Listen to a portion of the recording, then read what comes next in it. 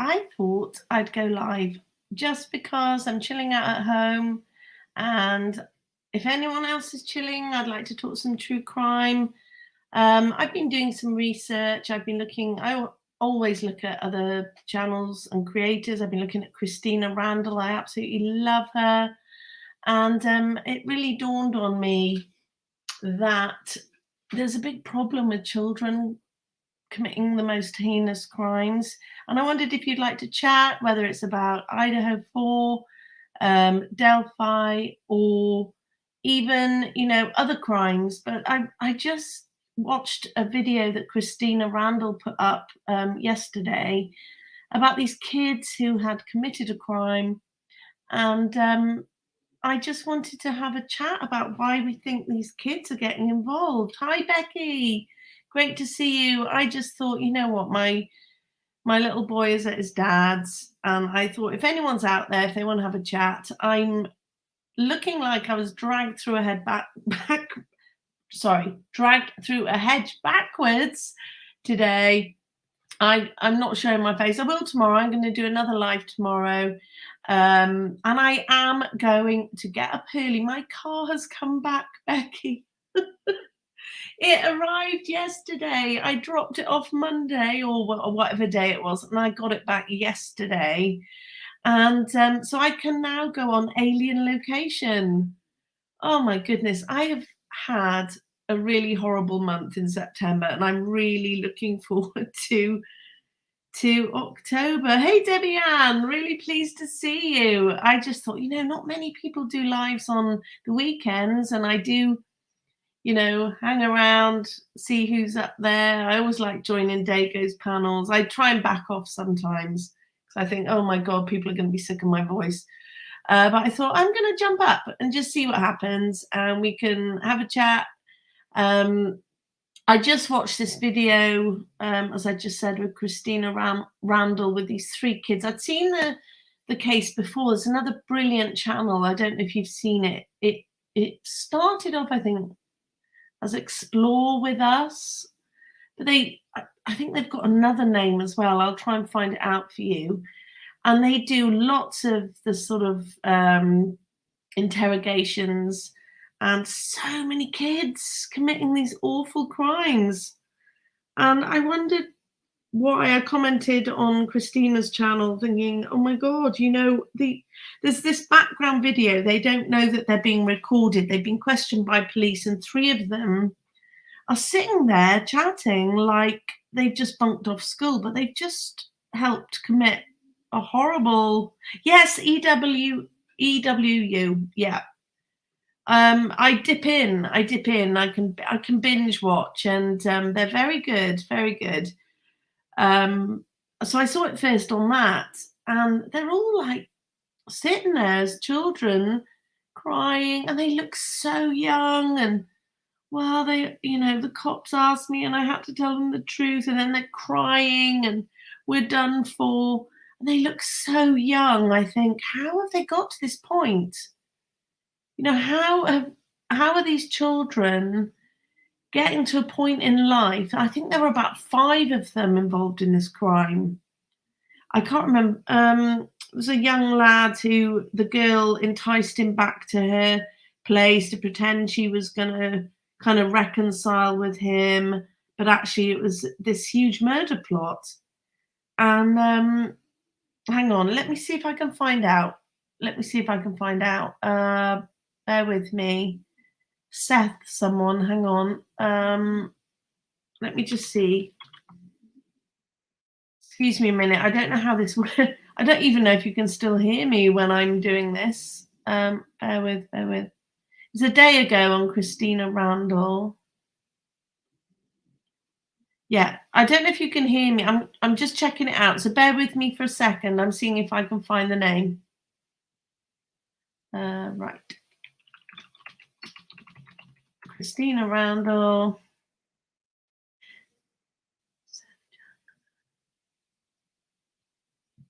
Amber Wright, Michael Bargo,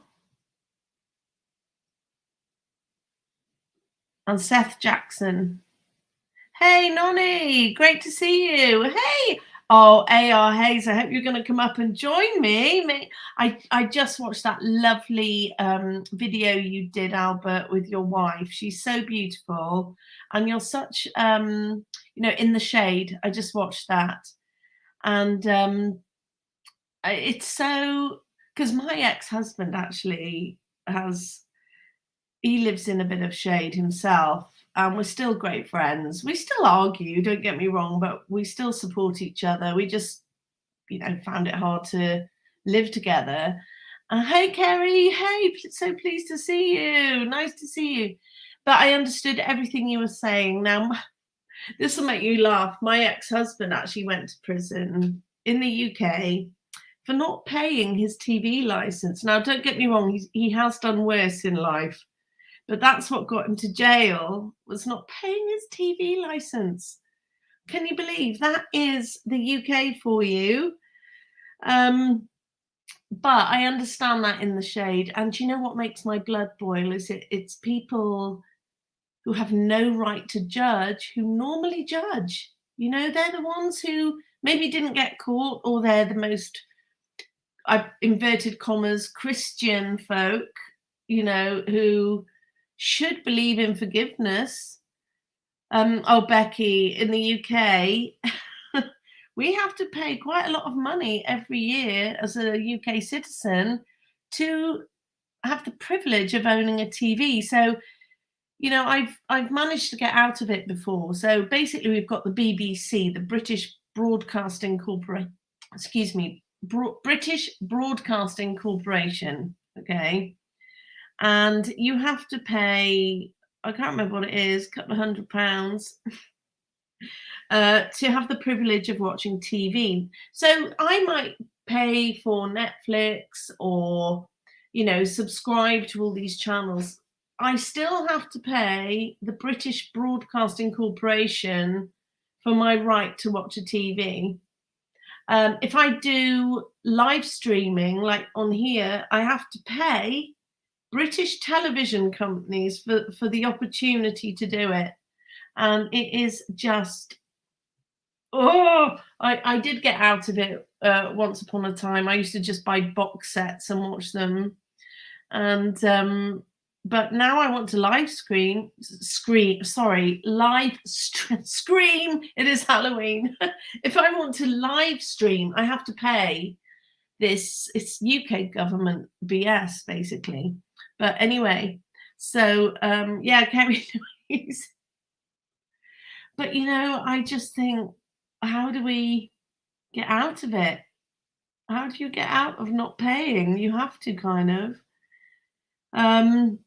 But yeah, I am going to try and only name other channels in a positive light. I'm a bit naughty for saying, well, this, I didn't agree with this and this, and you're right. I shouldn't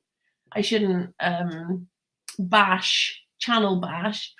But there are a couple of channels who claim to be very religious, and they're begging for money, and they're calling these people guilty until they've been proven innocent. And I laugh, because I think, well, you know what, you'd have had Jesus crucified. The irony of it is hilarious. Hey Pebbles, nice to see you. And Nonny. Yeah, it's TVs. Yes, they do have TV spies. They do. And they fly as well. They fly over, and they have vans with aerial detectors. So I took my aerial out and shoved it in the back of my car.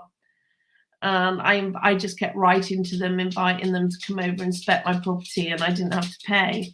But I really wasn't doing any live. I was just watching DVD box sets at the time. I thought I'd rather do that. Our TV's a bit rubbish anyway. Yeah, they did. They used to knock on your door. But I invited them to, because I knew I wasn't lying. I was like, come on in, come and see. I'm not watching our soap operas or Big Brother or any of this reality TV stuff. So yeah, I just got away with it. Hey, H Potter, welcome. Nice to see you. But yeah, if you guys don't watch Christina Randall, I do love her stuff. She's hilarious and lovely.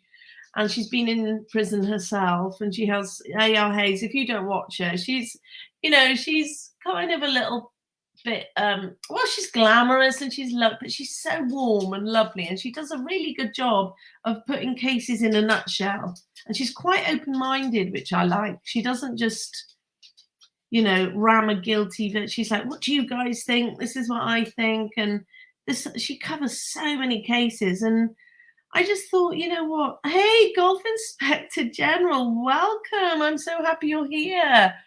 You know what? I was sitting here. I'd done a little binge watch. I'd done Albert's In the Shade. I'm trying to catch up on everyone. And I sat here and I thought, well, my little boy's gone to his dad's, and I am going to do a live stream tomorrow. And I thought, why not just jump up whenever you want and see if anyone's hanging around? Because nobody does lives on a weekend. Weekends are when I have peace and quiet, apart from my dogs tip-tapping around. Yeah, you know what, Becky? I stopped watching another channel that was similar, but probably very different. I think we might know who she is, who was also selling pictures of children's autopsies, etc. And I'd already got annoyed with her. I won't name her. I'd already got annoyed. And then I discovered that this other channel that's a little bit similar to Christina doesn't do any of her own research. I was told. I can't prove that, but kind of does sort of. I just think she's changed and I didn't like it. So maybe you felt that way about Christina Randall, but I do love, yeah, can you hear them? Yeah, there she. Did you hear that? Bless her. I've got one little dog, and do you know, I've had her since she was 2, and she must be 14 now. I rescued her. I introduced my dogs the other night, but she will not let me pick her up. Or she will never get nasty, but she hates it. She still freezes with fear, so I can't really introduce her. But I think she's got a bit of dementia. She sort of circles around. I forget she just circled around. And sometimes, guys, I've been doing these videos thinking, Boo, shush, stop, come and lie down in your bed. And she just looks at me like, who are you again? So I'm sorry about the tip taps. But hey, Margaret, nice. Oh, is it your first time? Welcome. So happy to see you. I'm really enjoying my channel, but I have had a really odd week with the second time my car's broken down. I've had other stuff going on with schools, and it's my son's birthday on Monday. So I suddenly realized that I hadn't really sort of kind of got his balloons and everything. It was like, oh my God. So anyway, thank you, Debbie. Hi, Ruth, welcome. So yeah, I thought we could chat about whatever we wanted. And I don't know how many of you guys follow the Gilgo Beach case. I do. It's hard, isn't it? When you really want to sort of look into cases in depth, you can't cover too many. I have dabbled in Gilgo Beach. I'm fascinated by that. I love John Ray. God, I keep going blank. It must be my 51 years of dementia setting in. I'm sure it's John Ray. I just think, what a man. What a man. And I am definitely going to give a shout out to Duty Ron and Ed Wallace. Now, I do absolutely love the pair of them. I do have an issue with the fact they support Coven Dava. Estella, hello. I struggle with, but I do love them. And they've done an excellent video on the presser, with John Ray coming out and talking to the press. And yeah, so I'm interested in that because I think, oh gosh, Shannon Gilbert, how anyone thought she just died of natural causes, I don't get it. That 911 call is one of the worst I've ever heard. She's screaming for her life, and the police, Suffolk County Police, are like, well, she just froze to death on the marsh or drowned. She was face up for a start. So many stinking rats with that. I'm also interested at the moment in Delphi and, of course, the Idaho 4. So those are my 3. So, yeah. And that. Now, what's Missy? Pebbles, what is Missy? I don't know what that is. Um, I would like to know what that is. I tend to I tend to watch hour long. I love 48 hours, you know, they're full episodes. They don't always cover everything. Um, and some intrigue me, you know. I Oh my God, I got into Taylor Schabusiness. Did anyone see that case? Taylor Schabusiness. I thought, what a weird name. Say it fast. It's Tell Us Your Business, isn't it? Taylor Schabusiness. But that case really freaked me out, and I don't want to look into that. Well, she's gone to prison. Um, but yeah, I don't know about Missy Beavers. I don't know that. So she did call 911. I do think she was confused. This is Shannon Gilbert, I assume we're talking about. And I do think that she was under the influence. But with what's coming out now, I don't believe that she died by accident. I really don't. Um, yeah, I tell you, Dr. Hackett, was it Peter Hackett? You know, she was found behind his house, you know, further away behind his house, but her bag was nearer his house. He lied, he got rid of the CCTV camera footage. I just think there was a whole ring of them going on at Gilgo Beach. But yeah, Estrella, Karen Reed Koberger, and Richard Allen. You know, I was always nervous about saying that Richard Allen might have been innocent because to me, he did look a lot like Bridge Guy. But you know what? What if he was Bridge Guy, but was genuinely going for a walk, and the police spliced an audio with him walking towards the girls? Obviously, there's more to this video that we haven't seen. But I don't know, it was the PCA that got me. The PCA did not make any sense to me at all. And I know I've mentioned this before. I don't know what you think about that, Albert. If you want to come up, I would love you to come up, or if anyone else would like to come up. Albert, you might have to tell me how to get you on this live stream. I don't know how to do it.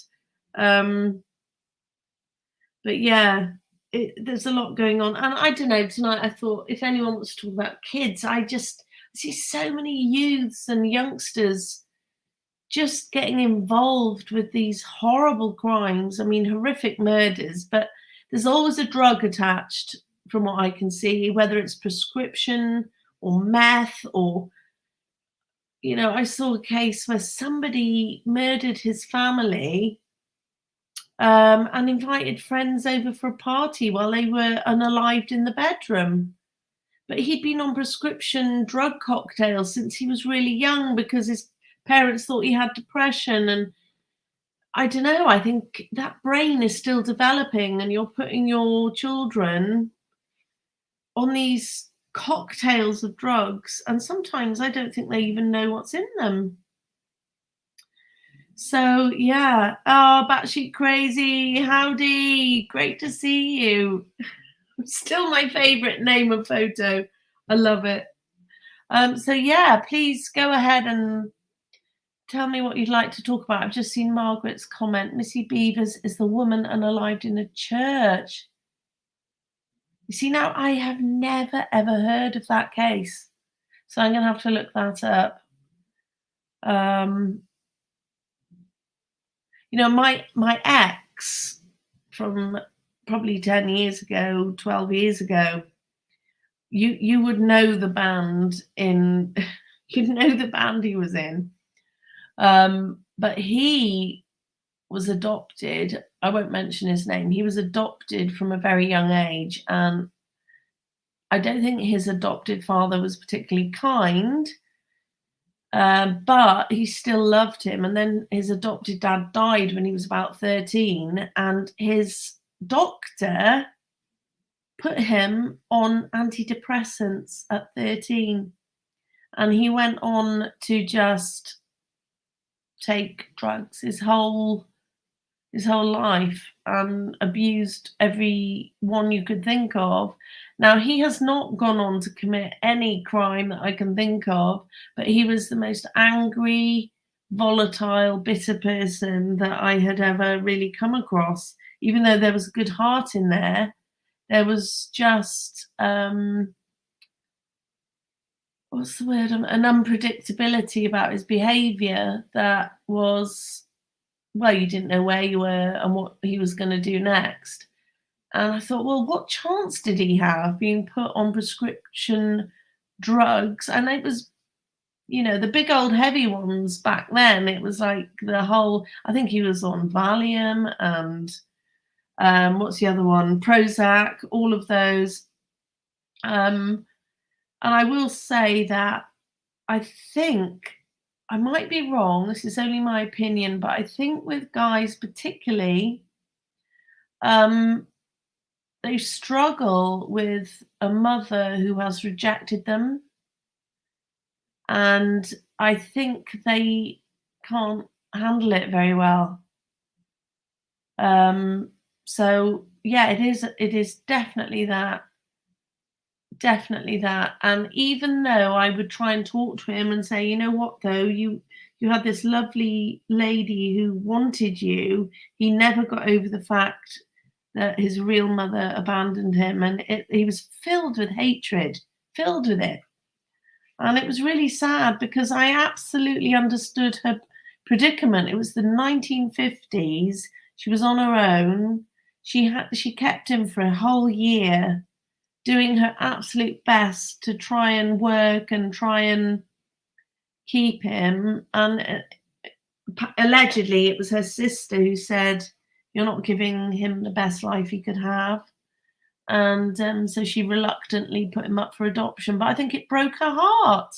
I mean, in those days, in the 50s, it was shockingly bad. You were full of sin if you had a child out of wedlock in the UK and certain groups of people. But yeah, I agree. I think it's an issue. Definitely not for everyone, of course, but there's definitely a pattern, I think, with young offenders who don't feel that they were loved, perhaps by the person that they would hope to be. And also dads, I'm not saying it's just the mums who abandon them, but the dads. And that's why we've got to be so careful as parents to try and do our best with our kids.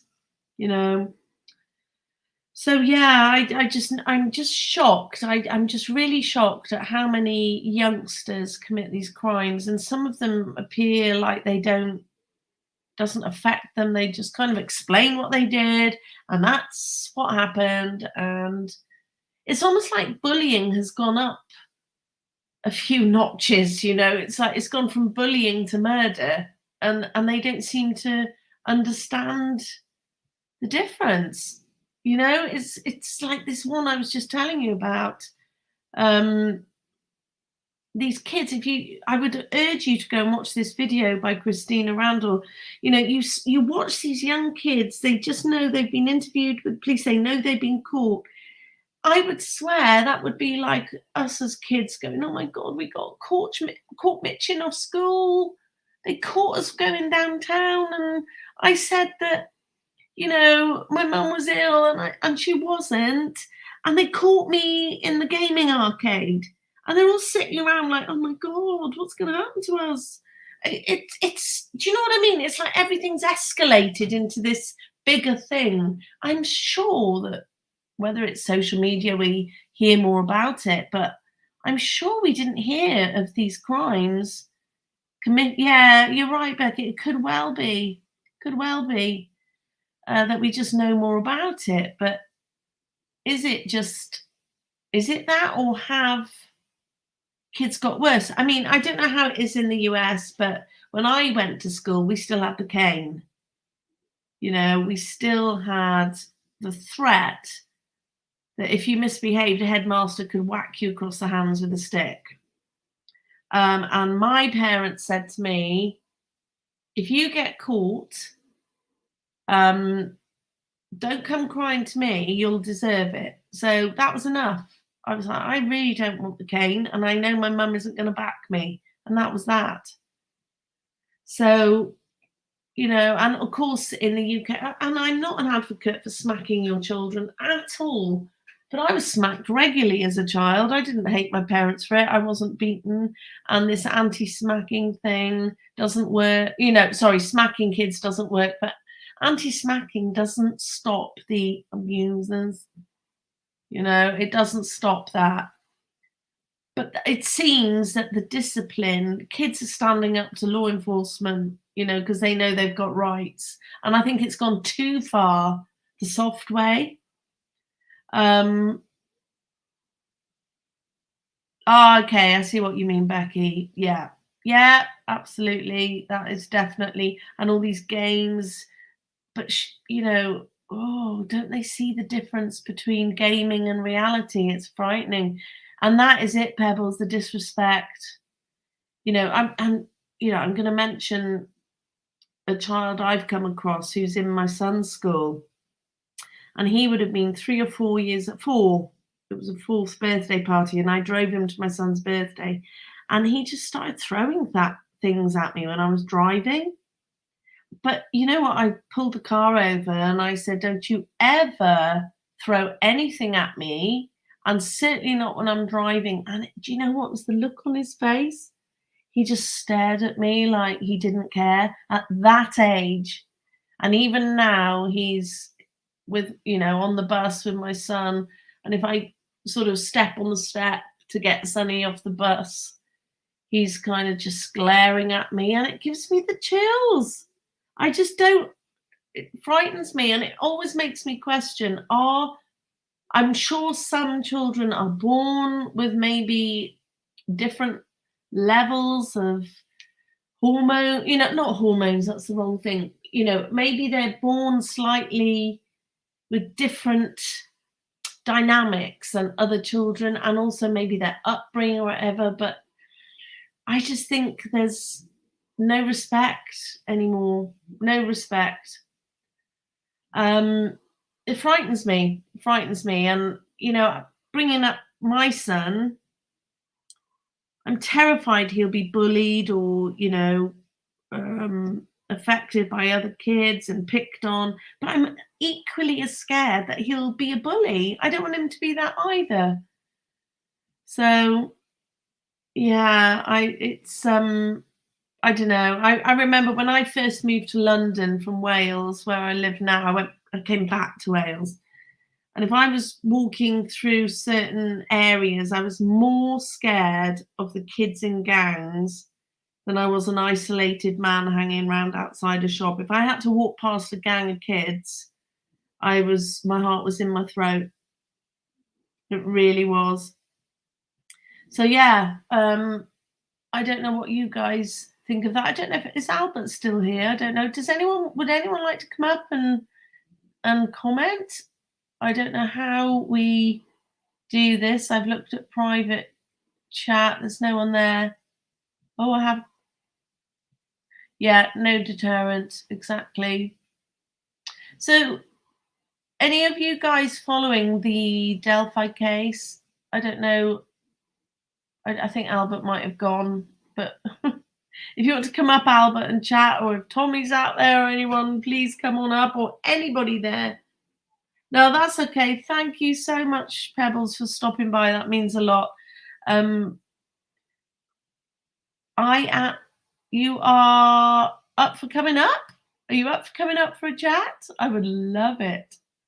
Anybody can come up, and we can talk about any crime you like. It's not particularly Idaho 4 this evening, or whatever time it is with you guys. Yes, I think it's 25 to midnight in the UK. I'm still up. I'm a night owl. I am a night owl, which does fit in with my US audience. So it's kind of lucky like that. Oh, and love to you, Pebbles. Thank you so much for dropping by. This is just a kind of I'm just getting used to live streams, and I thought, well, I'll just jump up and see if anyone would like to chat. So, um, Nonny, I've seen you on lots of chats. Does me too? Well, I don't know what this means, guys. I've missed other comments. If somebody would like to come up, do you know how to come up? I think. Do I have to put a link? Oh, do I invite? Right, bear with me. Invite. Ah, okay. See, I've learnt something now. I've just found the link. So I'm going to put this here. I think that's what I do. Oh, guys, by the way, I have got got some really fun leggings. I know this sounds silly. I'm going to put it on my next video. You know how that people get these kind of merch or offers for their viewers? Well, I found a site that does the most fun leggings, and just ones that I wanted to wear myself, and I ordered 2 pairs, and then I discovered, right, that they do true crime leggings. They are hilarious, and they've got like these pictures all over them, and it's got the husband did it. They've got luminol, hello Jane Doe, all these crazy things. And so they didn't approach me. I approached them and said, you know what? How about you check out my true crime channel, and I would love to promote these true crime. I've never seen anything like them. They're not my own merch or anything. I said, I don't want anything for it. I said, maybe if I sell some for you, you can throw me in a free pair of leggings. I said, but if I could offer my viewers some sort of discount just for them, because they ship worldwide, they ship, not everywhere, but most places, Sydney in the US as well. And they got straight back to me. They checked out my channel and they said, yeah, your viewers can have a lifelong discount on any of the leggings. And then they sent me a free pair of true crime leggings. I've got them on. I've got them on right now. They are absolutely hilarious. I love them. So I've done a little video of me walking with them. I've got them on now, and it says there's like murder, the husband did it, true crime junkie. Then there's like a dagger with some blood on it. Then it's lock your damn door, luminol. I mean, there's like a luminol spray on there. They're hilarious. So I'll get those up for you so you can see them tomorrow. They are so funny. They retail, I've only got pounds at the moment, but they retail at £22. You can also buy them with pockets in. So my free pair are my 3rd pair, but they were freebies. And I'll be honest, when I do my alien location tomorrow, yeah, you'll see them. You'll see them. They are black with all these kind of funky things on. But I think you'll enjoy them. So they're 22 UK pounds. I don't know how much it costs to ship, guys, but you're going to get a discount. And I did contact them and say, is this just a one-off discount? Is it just for the true crime leggings? And they got back to me and said, nope, they can, your channel, just your channel can have this discount forever with whatever leggings they want. So I will.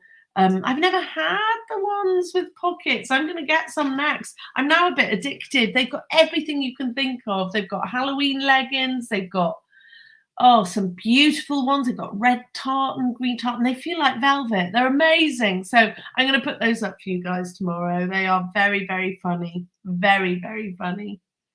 So, oh, we got Skylar in. Hello. Pleased to see you, Skylar.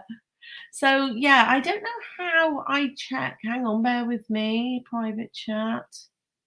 I don't know how I know if anyone's in the studio. Maybe if I'm sure it would pop up, surely.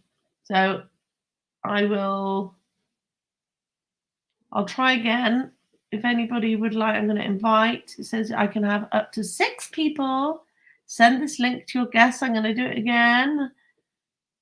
So if anybody'd like to talk about anything in particular, I was really, what do you guys, if you don't talk about, if you don't look at the Gilgo Beach murders, I'm happy to move on. But I just thought I would bring up briefly these new pieces of information that Rex Heuermann, his wife, apparently is involved. What do you guys think about that, allegedly? Do you follow that, guys, or should we move on to something else? I do follow that. Apparently he's bisexual, and witnesses have come forward with some really interesting things. I've got the link. I have got the link. Oh, how about that? Look, I think that's the link. That's the one it told me to copy.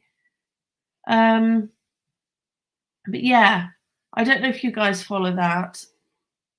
It's just all the worms are coming. Yes, involved and was a swinger. And one of the victims, somebody saw her running. Didn't they see her running out of the house? They were certainly, this woman said she was really worried about leaving this girl there. Yeah, Becky, go and check out. I'll see if I can find a link. Duty Ron has put a really good episode up, and that he shows a big chunk of the presser where John Ray is up talking, and yeah, she was a participant, and he is adamant that she is conning people into giving her money and playing the victim when she knew what was going on all along. It doesn't surprise me. It shocks me, but doesn't surprise me. Do you know what I mean? But then it's alleged she was afraid of him, so I can imagine that being a scenario as well. Yeah, I have to say, I don't know if you guys have seen my video on Shannan Gilbert, but I do think that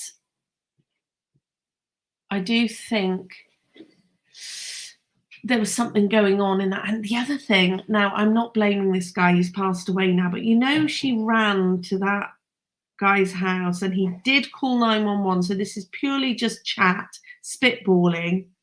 What was his name? There was Dr. Hackett, who then rang Shannan Gilbert's mother afterwards and erased the camera footage at the time. But there was that other guy she ran to, Flip, I can't remember his name. He was also a resident of Massapequa. And lots of these Massapequa residents seem to have been involved. I don't know, he did call 911, but she ran to him and then ran away from him. And I don't know, it felt a bit like Rosemary's Baby to me. You know, that scenario, if you guys haven't seen the film, where everywhere she turned, she couldn't trust anyone. That's how I felt listening to the 911 call.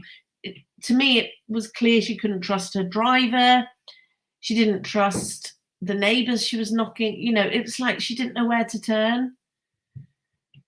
So I don't know. I just don't feel that Rex, is it Heuermann or Heuermann? I used to study German, so for me it's Heuermann, but it could, I know that you guys pronounce things differently and you get American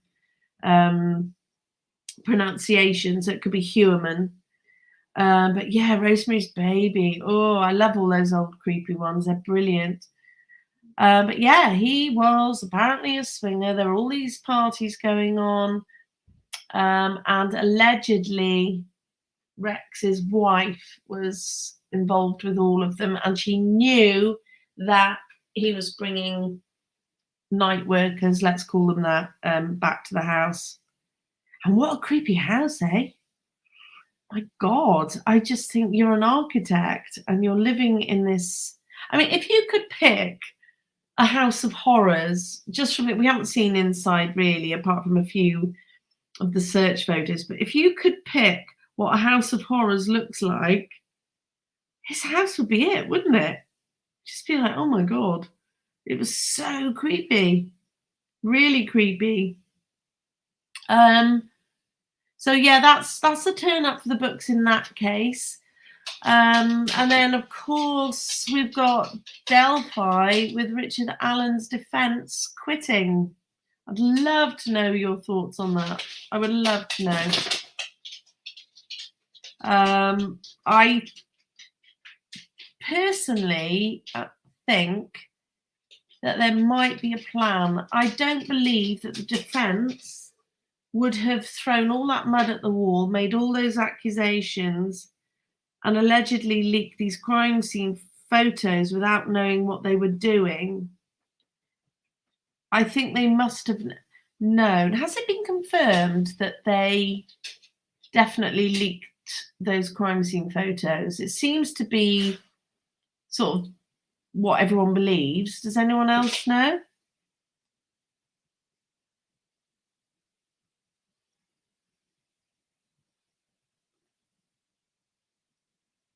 Yeah, I think James Burke is well in on this. When I started looking at this case, I just thought, how can this police chief have got away with all of this stuff? And the DA, it was shocking. Did you know, Skylar, that James Burke and this DA, I can't remember his name now, but the DA at the time is the one who bumped up James Burke's career. Now, James Burke came forward when he was younger, having witnessed the murder of a young lad. He was there at the time and snitched. And since then, this DA bumped him up on the career ladder. And of course, he's been a bent bloody copper ever since. Really, really. Oh, thank you, Kerry. Thank you so much for turning up.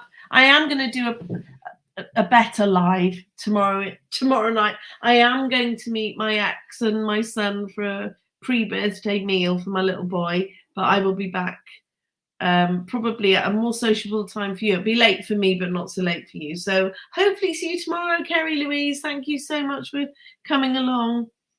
But yeah, so hey Lisa, welcome. It's an impromptu live. I'm going to do a more, what's the word, more formal live tomorrow, or a proper live. But I just thought, you know what, if anyone wants to hang out with me tonight, they can. Sorry, I'm jumping between Gilgo Beach and Delphi. That's sort of what I'm doing at the moment. I'm talking about child killers, so I'm all over the place.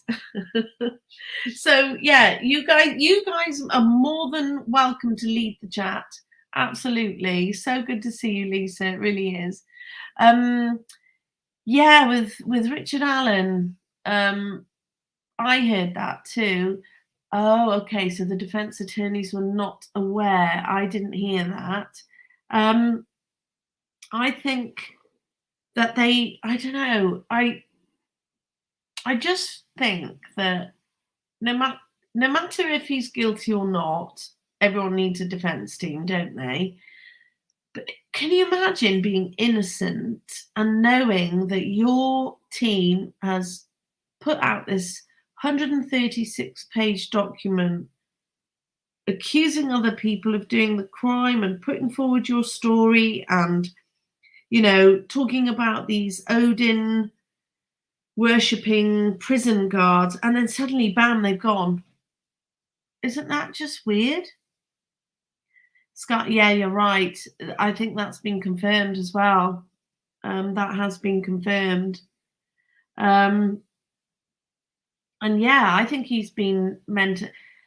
This is my problem with this case, okay? They think he's safer in prison, don't they, than jail. I think that is complete and utter BS. And I'm not convinced that he's going to make it to trial. I'm not convinced he's well enough. He does look mentally tortured. Now, there's two sides to that, isn't there? Maybe he's kind of really torturing himself with the guilt. Maybe he can't handle being in the prison. Maybe, you know, if he was guilty and it's all getting on top of him and they are being cruel to him in there because they believe he's guilty, maybe all of it maybe all of that has got too much for him. Or is he living in hell and he's innocent? But I tell you something, that has to be the worst PCA that I've ever seen in my life.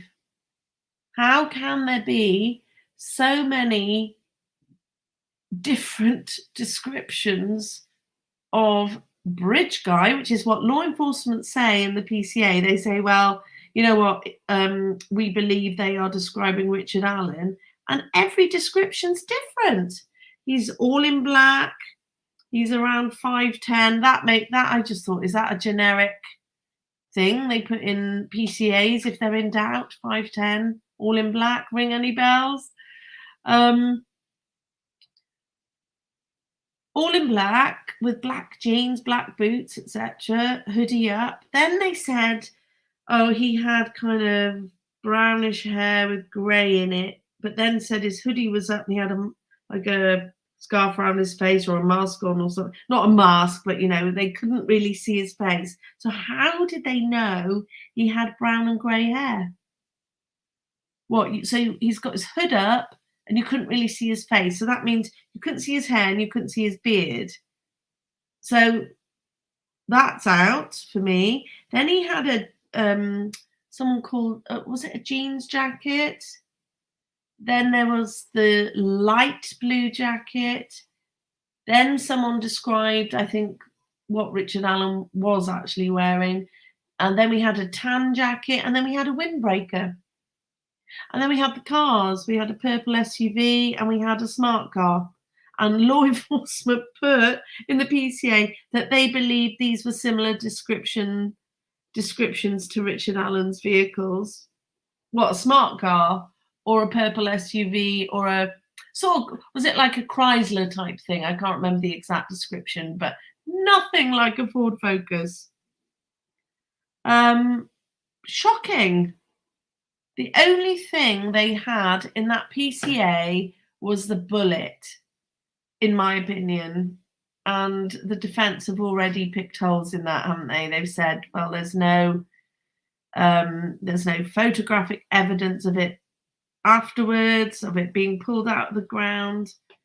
The other issue I have is that would someone any man on their own, would they manage to pull this crime off in broad daylight? I know it's in the woods, and get away with it for so many years. No, yes, Becky, those sketches as well. Those sketches. Now, I'm not saying the defense have got this right with their accusations. I think they played a very risky game naming other people. Yes, there are some red flags in that Brad Holder's daughter was dating Abby. And yes, they're Odinists, but they might not be extremist Odinists. Do you know what I mean? I'm not sure what other evidence the defense have to sort of name other people. I thought that was a very risky game. Very risky game.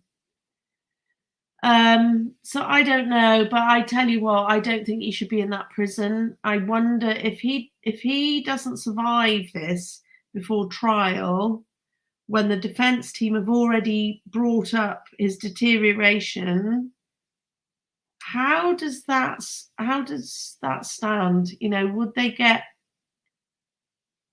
how have they just not taken him out of there and put him in a jail, in a county jail? Why are they still keeping him there, even though the defense team have said, he's deteriorating and they haven't moved him?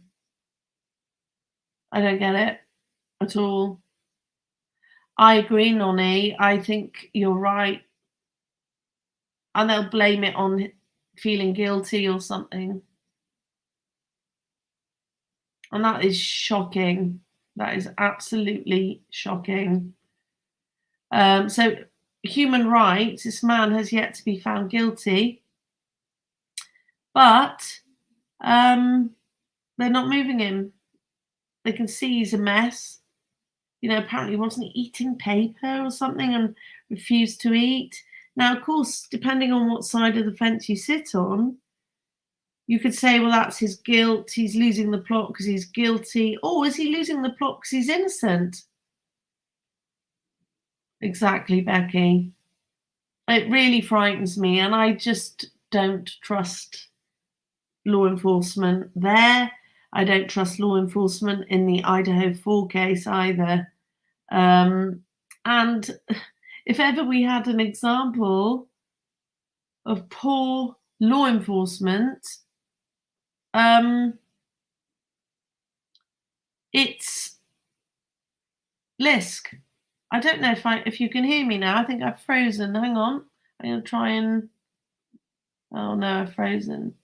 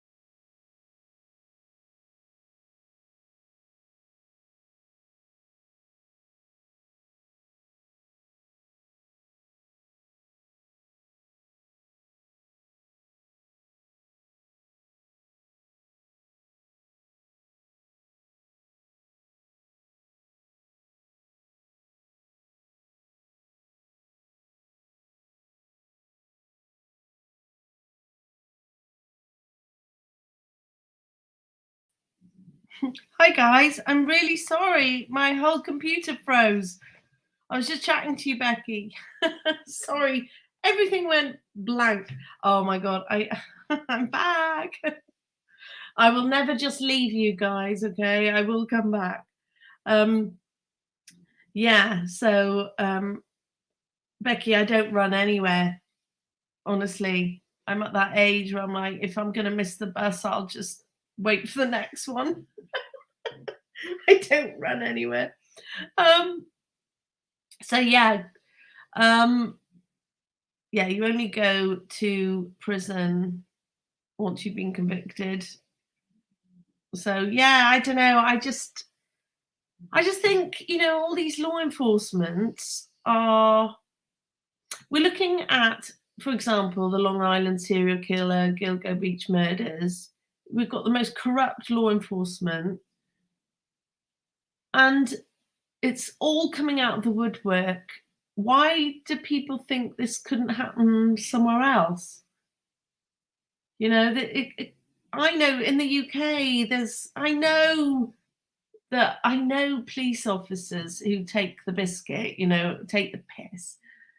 They got a new police car, an unmarked police car, and they're going around wheels spinning in their spare time or racing other drivers because nobody knows they're a police officer. I mean, that's just minimal stuff. But they've got figures to tick. They've got goals. They've got, I don't know. I really think with Idaho 4, they needed someone fast because their town was going to suffer big time. And that's my thoughts there. But yeah, so I don't know. I only run after. Me too, Nonny. Oh my God, my little buggers escaped across the hedge a couple of months ago, and they'd never done it before. And at the back of my house, there's fields, and my little Cairn Terrier, Bryn, I just caught sight of him going over the hedge and my Labrador following. Well, my God, I'd never. Well, I wasn't fast, but I ran. And then, like, there's this kind of quarry as well with this huge mound of earth. It's massive, like a small hill. And I'd got the Labrador will always come for treats. All I have to say is treats, and she's by my side. But Bryn was like, ha ha ha, I'm not falling for it. And he climbed over this mud bank. I'm not joking. I'd run out without shoes on. Hi, Princess, welcome. And I had to crawl on my belly through the mud. And by the time I got home with my son, we were exhausted. And, well, I was just head to toe covered in mud. That is the only time I will run. The only time. And I used to run. I actually used to run to keep fit. And now I'm like, nah, I can't. Nah, not exerting myself. What's that phrase? If God meant me to exercise, he'd have put diamonds on the floor. And that's me. I would like to get in a little bit more into exercise, but I'll put a photo up, Becky. I was so frightened because there's a gate at the other end that goes onto the road, and he was running for his life. I can't keep up with my Cairn Terrier. Oh my God. Oh, and then he hadn't got his collar on, so I'd had to climb over this fence with my son to run after them. I finally got him, and then I was like, I can't climb back over the fence holding my dog. And the Labrador couldn't get over the fence. So I had to send my little boy into that. I said, run back into the house and get his collar and lead, because I panicked I'd run off without them. Anyway, got back, got him over the fence, and I'm like, Doris, you're going to have to stay there for a minute. So we had to run back into the house and climb on my back hedge and go, Doris, come on, come. And she did. She had the brains to come back and back over the hedge. So I couldn't lift my Labrador over the fence. It was an absolute nightmare. Absolute nightmare. So now I have to go, because I need to pay for a lot of fencing at the back. I have to go and stand with them to potty every time now by that gap in the hedge until I can afford a fence. I've got a fence across the front so they can't get to the road, but I haven't done the back yet. It's a nightmare. So yeah, Nonny, that is exactly when I run. So anyway, guys, is there anything you want to talk about? Does anyone want to come up? If not, we'll save it for tomorrow and we can talk about things in more details. I'm just seeing if I can. I'm finding my way around this a little bit. Private chat. I don't know how you know somebody's in the studio waiting. I'm not sure. I'm just going to do that. Nope, not that. I can't remember how I got it now. How did I get? I can't see other settings. Nope. Gosh, how weird. Oh, invite. It's invite. There we are. I'm going to do that one more time. If anyone would like to come up, they're more than welcome.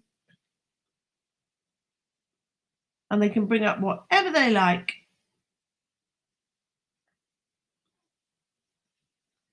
I was a runner till I was attacked. Oh my God, Skylar, really?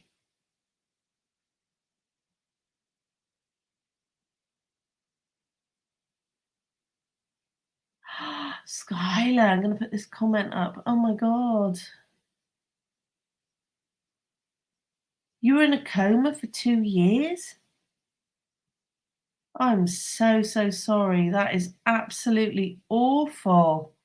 Thank goodness you're here with us. I can't imagine the trauma you've been through.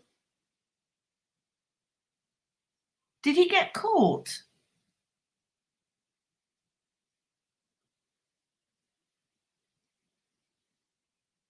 Was he caught, Skylar?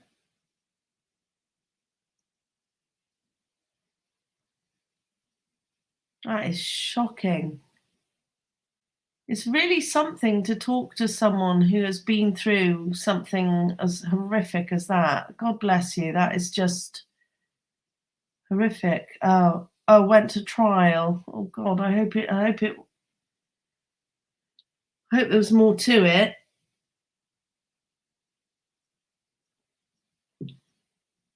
I remember oh God, I've not been through anything like that, thank goodness, and I really hope you're okay. Um, but I've had a couple of incidents where you think, oh, yeah, I got off a train in when I lived in London, and a guy got off. A few of us got off the train. It was quite late, about 11 o'clock at night, and this guy got off in front of me, and I saw him pull a knife out of his jacket, and he was just kind of looking at it, and as we say in the UK, I don't know if you guys say dawdling. Um, he was kind of skulking around, looking at this knife. So I went straight into my local shop that was open till midnight or something. And do you know what? Normally I'd have been afraid of gangs of youths, but these guys, they were only probably 20 and I would have been late 20s. They came in and they said, "Are you all right? We saw he pulled a knife out." And I said, "Yeah." And I just stood there. I still had to walk home, but he'd gone. I don't know what went on there. That was horrible. And then another night, I had to work late shift, so I'd get off my bus and have to walk to my home. And there was nobody else around, and I was walking along my street. Now, I'd always pull out my front door keys, and I would have the key sticking out between my, next to your thumb, your pointer finger and your index finger. I'd have my key sticking out in case I needed to sort of use it as a weapon, jab someone in the eye or something. Always did that. Anyway, I had my keys ready, and as I walked to the end of my road to turn into my road, there was a man standing with his collars up. I could tell he was a white man. I could tell by his hair, and he turned his face slightly as if he could hear me coming, and he had a baseball cap on. And he was just standing at the end of my road on his own. And I had to sort of walk past him to get into my road. And as I walked past him, he sniggered. He sort of went like that. I thought, oh my God. I tell you what, then I ran. I'm telling you now, I ran. And luckily, I didn't live far down the road. And I got into my flat because I had my keys out, slammed the door shut, ran upstairs. My housemate was in. And I said, oh my God, Karen, I've just been followed by this guy. So he crept to the window. He was standing opposite my door, smoking a cigarette. So we called the police straight away. But of course, by the time they got there, he'd gone. That was horrible. That was the only, my 51 years, that's the only time, 2 times I felt nervous. I thought, oh my God, if I hadn't run, what would have happened? Oh God, Skylar, 3 years. 3 years later, how did they catch him? Could you remember him? Could you remember what he looked like and everything? Or, sorry, please don't go any further if you're uncomfortable talking about it. But it's 3 years to convict him. So is he in prison now?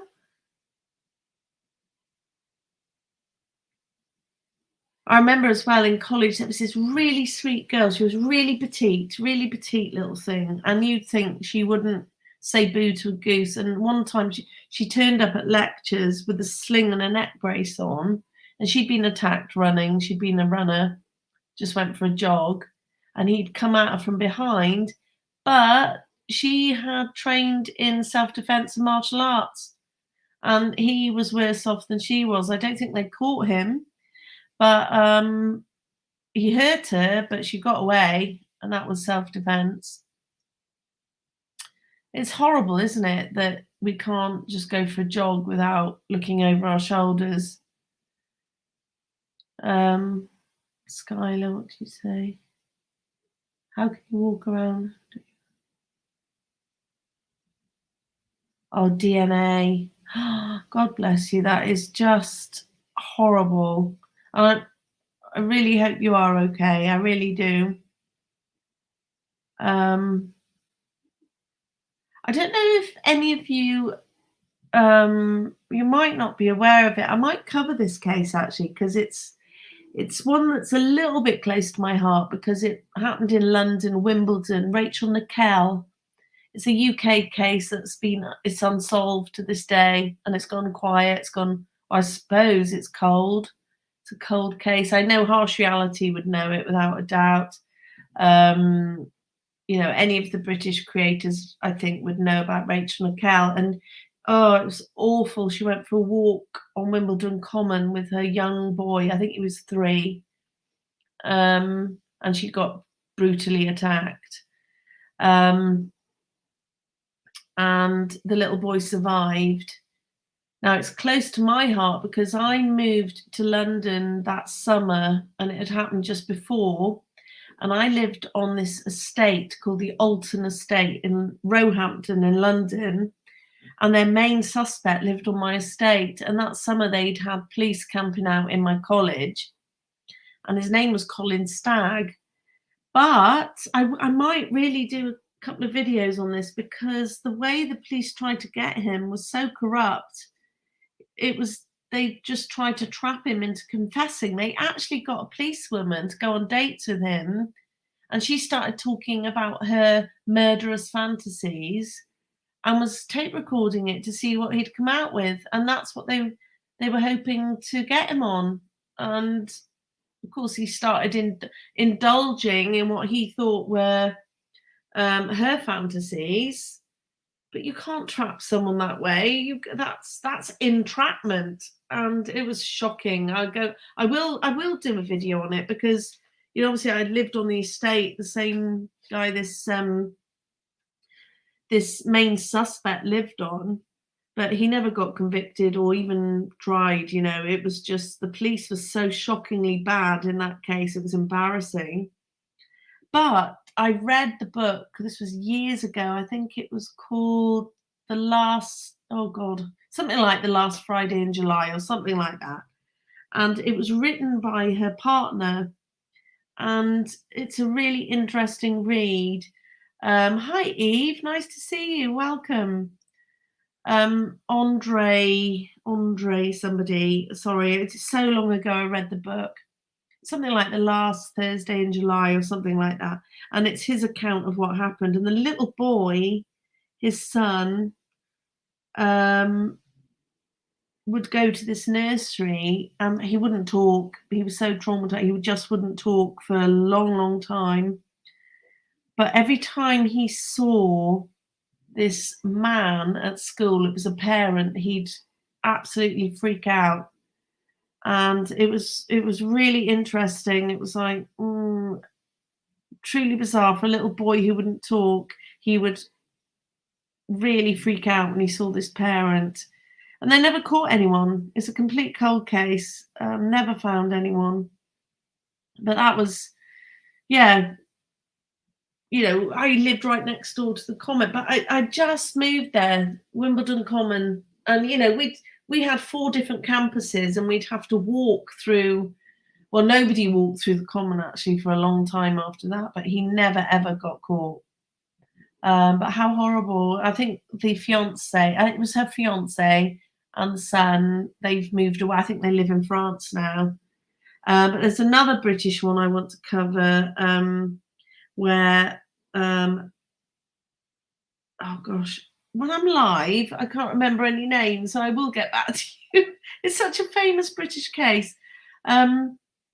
where a mum and her daughters were walking home from school and got attacked, and the two of them died. The mum and one of the daughters died, sorry, and the third daughter was in a coma and eventually came around. But that was awful as well, just hideous. I just think your country is so massive in the States. There's bound to be more crimes. We hear about more crimes, but we don't hear sort of as many. And we're also not allowed to talk about a lot of them. I think your laws are much different to ours. If there's still ongoing cases, I think we've got to be very, very careful.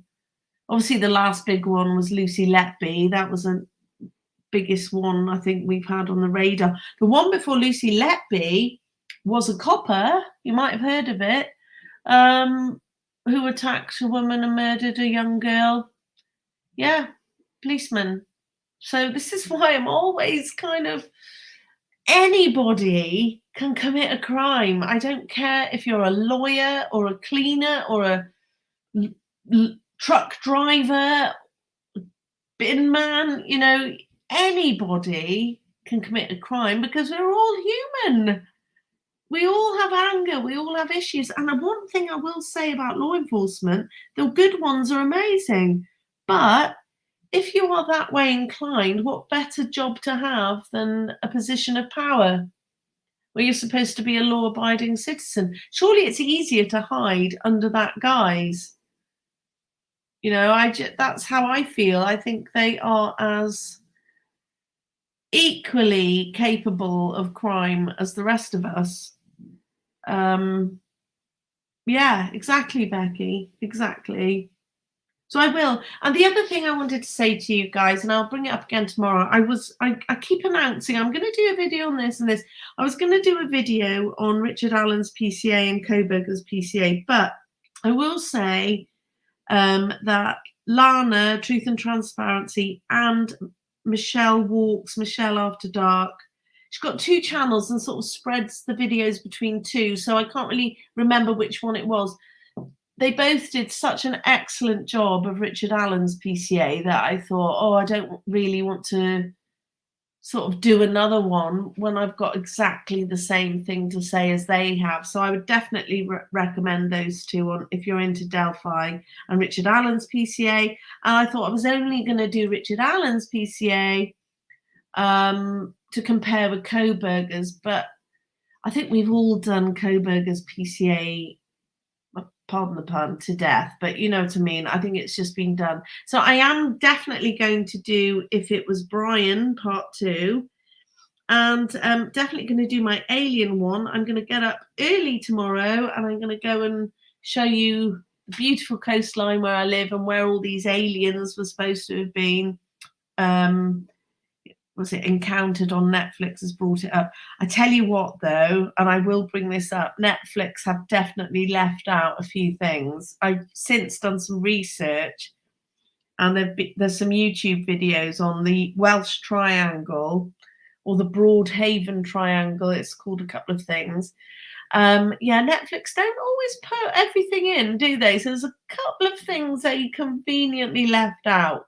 So I'll bring those up. I'll take you to the spots. So glad to have my car back.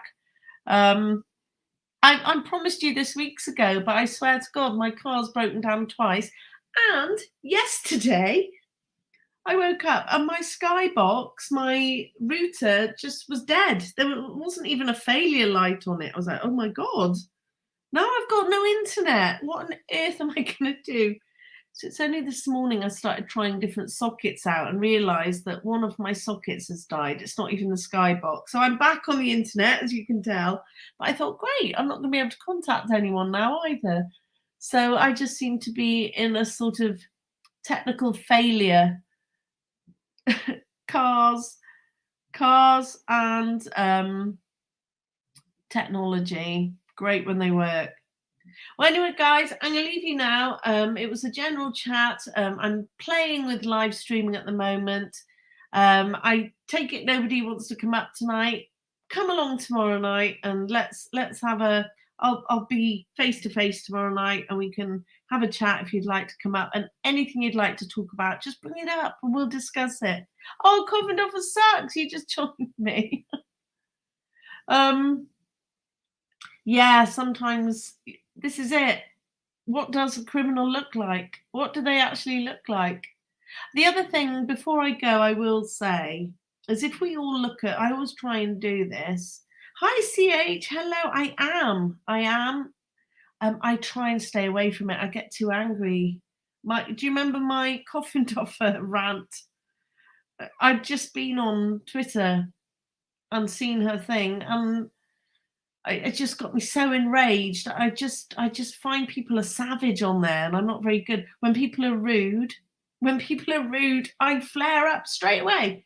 I can discuss anything with anyone, but when people are arrogant, ignorant, rude, I get really cross. Then I rant. So you all copped my rant on the community post about, she who shall not be named, although there's a clue.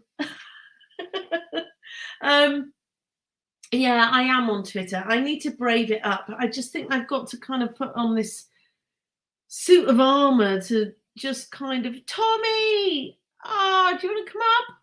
I don't mind. Or come up tomorrow. I've got to go. I'd probably be around about, you guys about 5 or 6 hours behind me. So I reckon I'll be up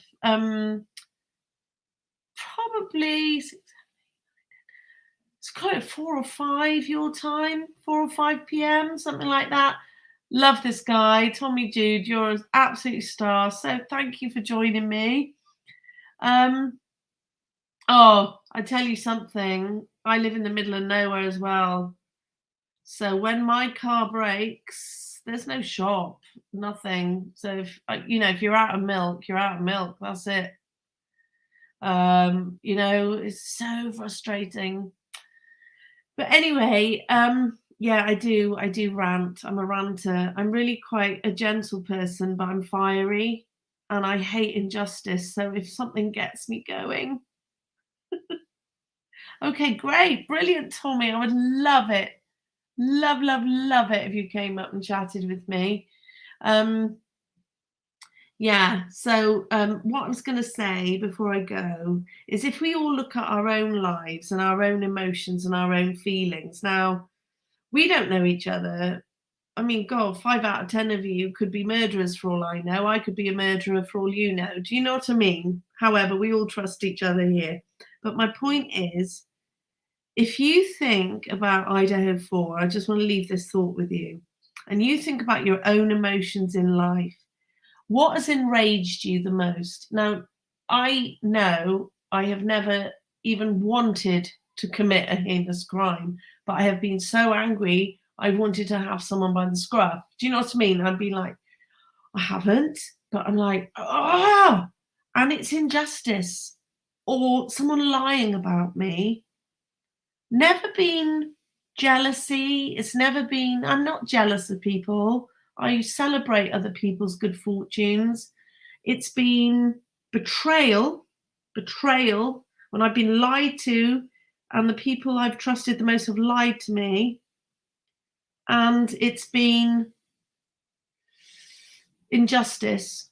Those are the two things where I think I could punch a wall.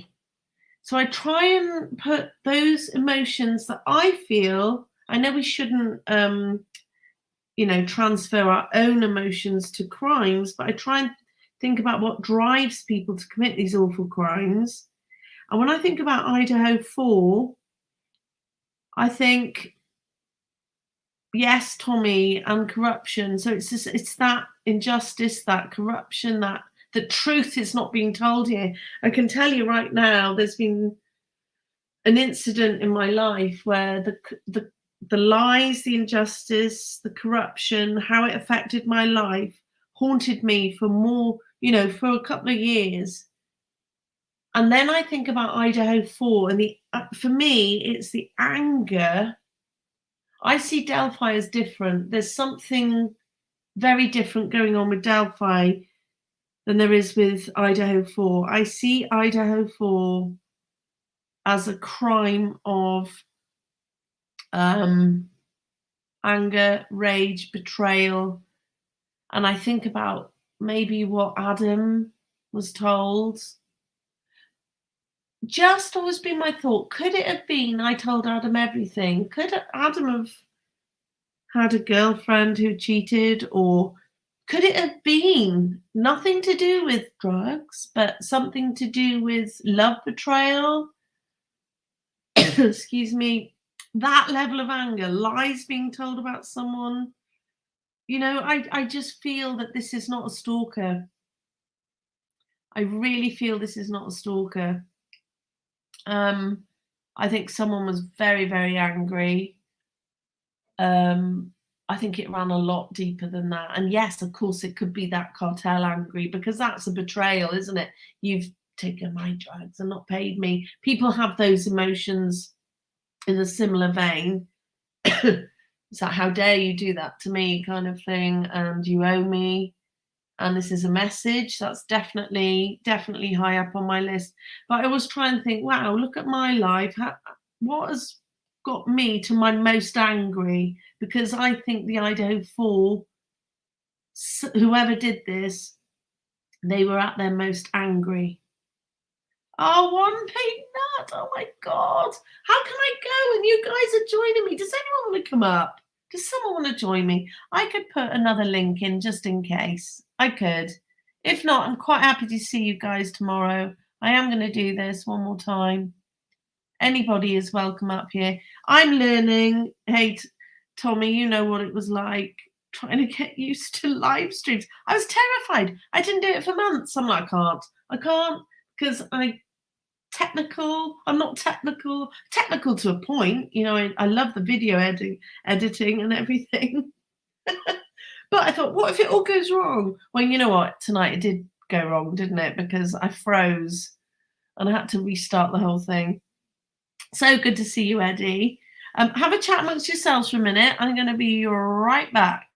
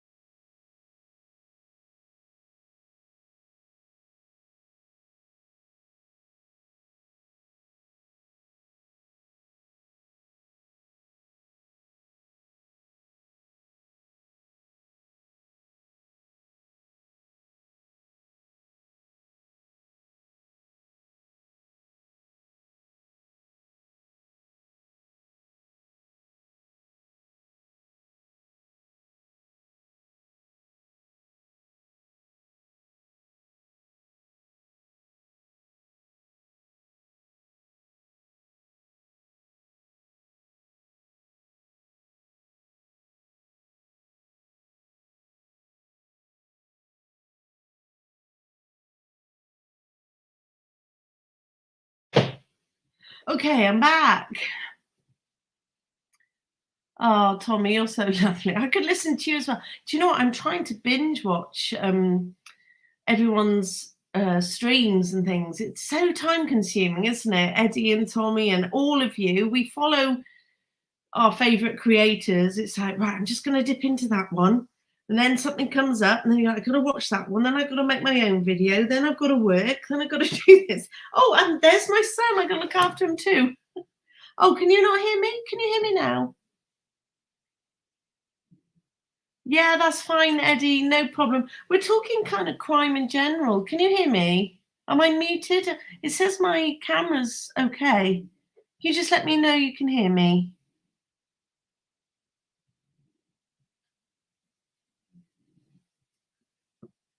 You hear me okay?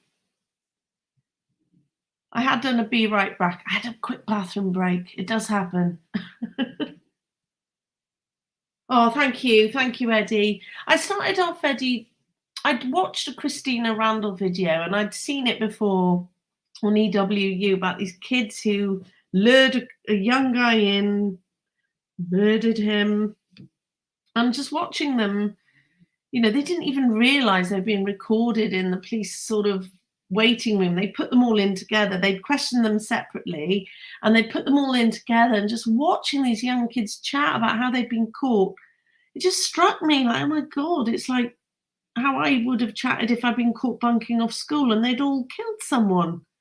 And I just wondered, I started off wanting to come live to say, why are kids, is it getting worse? Are kids getting worse, or are we just hearing about it more?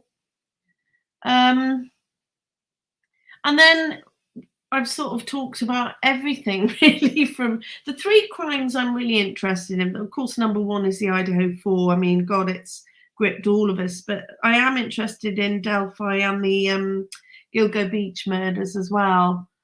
And I think someone, I can't, was it Nonny? Somebody said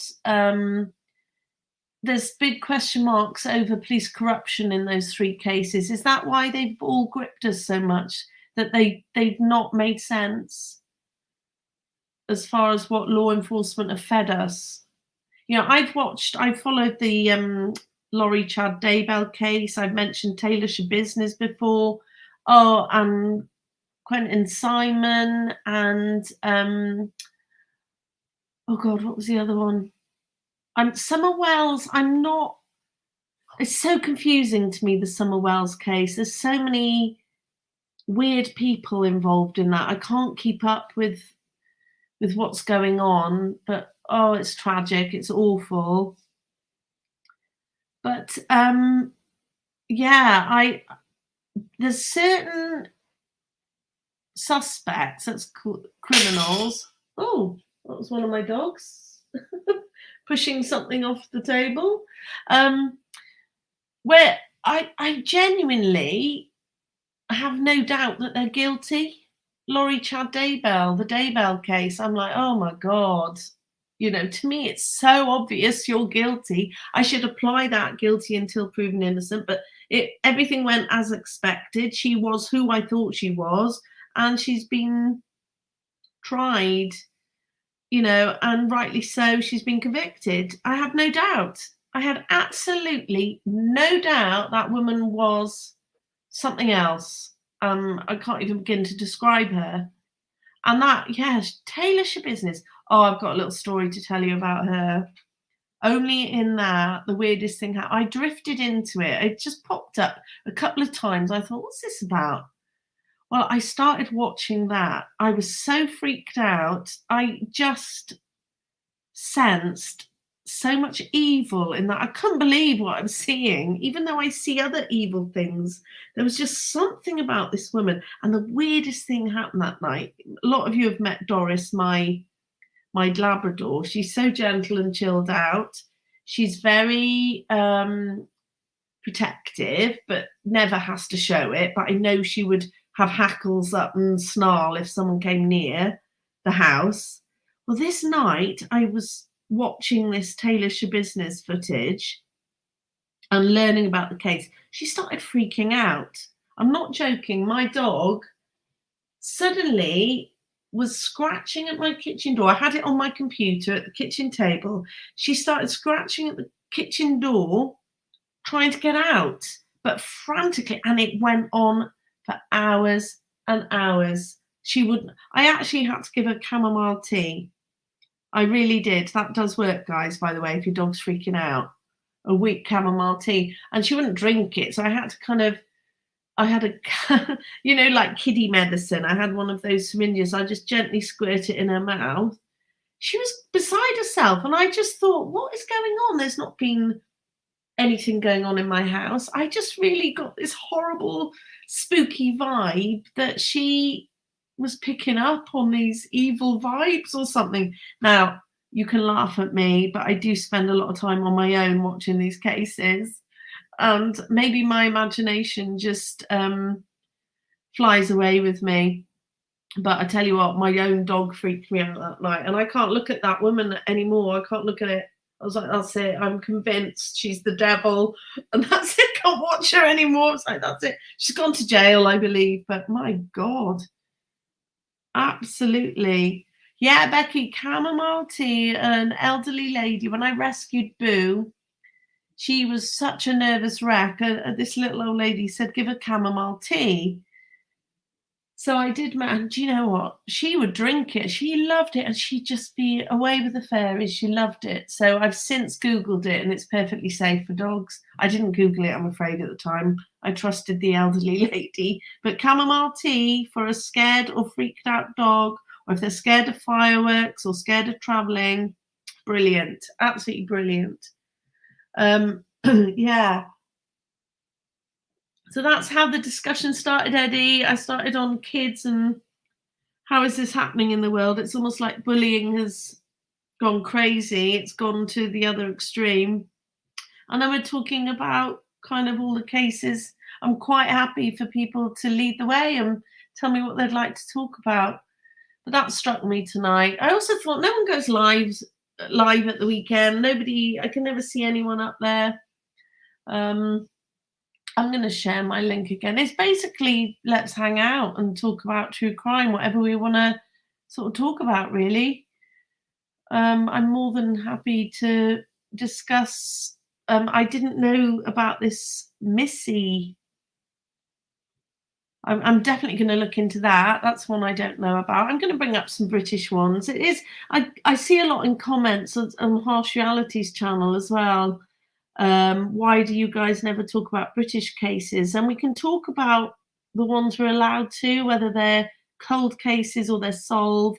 But if they're ongoing, I think we're treading dangerous water. I don't think we're allowed to. But yeah, Sherry, do you know, I think I said in the last live, I used to be quite a party girl. And any night of the week, it didn't have to be weekends. But since having my son and hitting my 50s, I have chilled out a lot. And yeah, I kind of party for one, I call them. There's been many a night I pulled myself a drink, put my music on loud, and danced around the house on my own with my dogs, and I've had a whale of a time.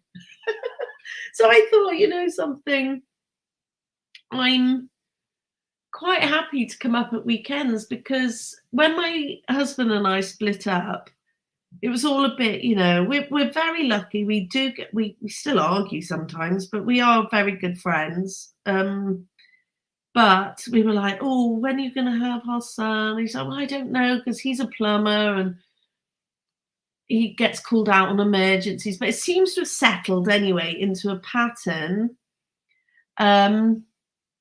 Where he has him Saturday nights through to Monday morning, and it's just fallen naturally into that. I'm so lucky we haven't had to go to court. We haven't. Tomorrow we're going to go for dinner together with our son for his birthday. It's great. I love it, and I'm thankful that our situation is like that, and our son comes first. But what's happened is it's left me free at weekends, and I just got no desire to go to the pub anymore. I would go and see live music, but I don't get an awful lot of that. Yeah, I don't get an awful lot of live music around, and I live in the middle of nowhere. And do you know how much cabs cost around here to get home?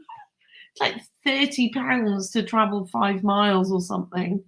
Tommy Jude, I do not have a favourite music. I love your music, Tommy. Oh, I really genuinely love your music. I would say that I love most things. I get excited by a lot of music. I love rock. I love jazz.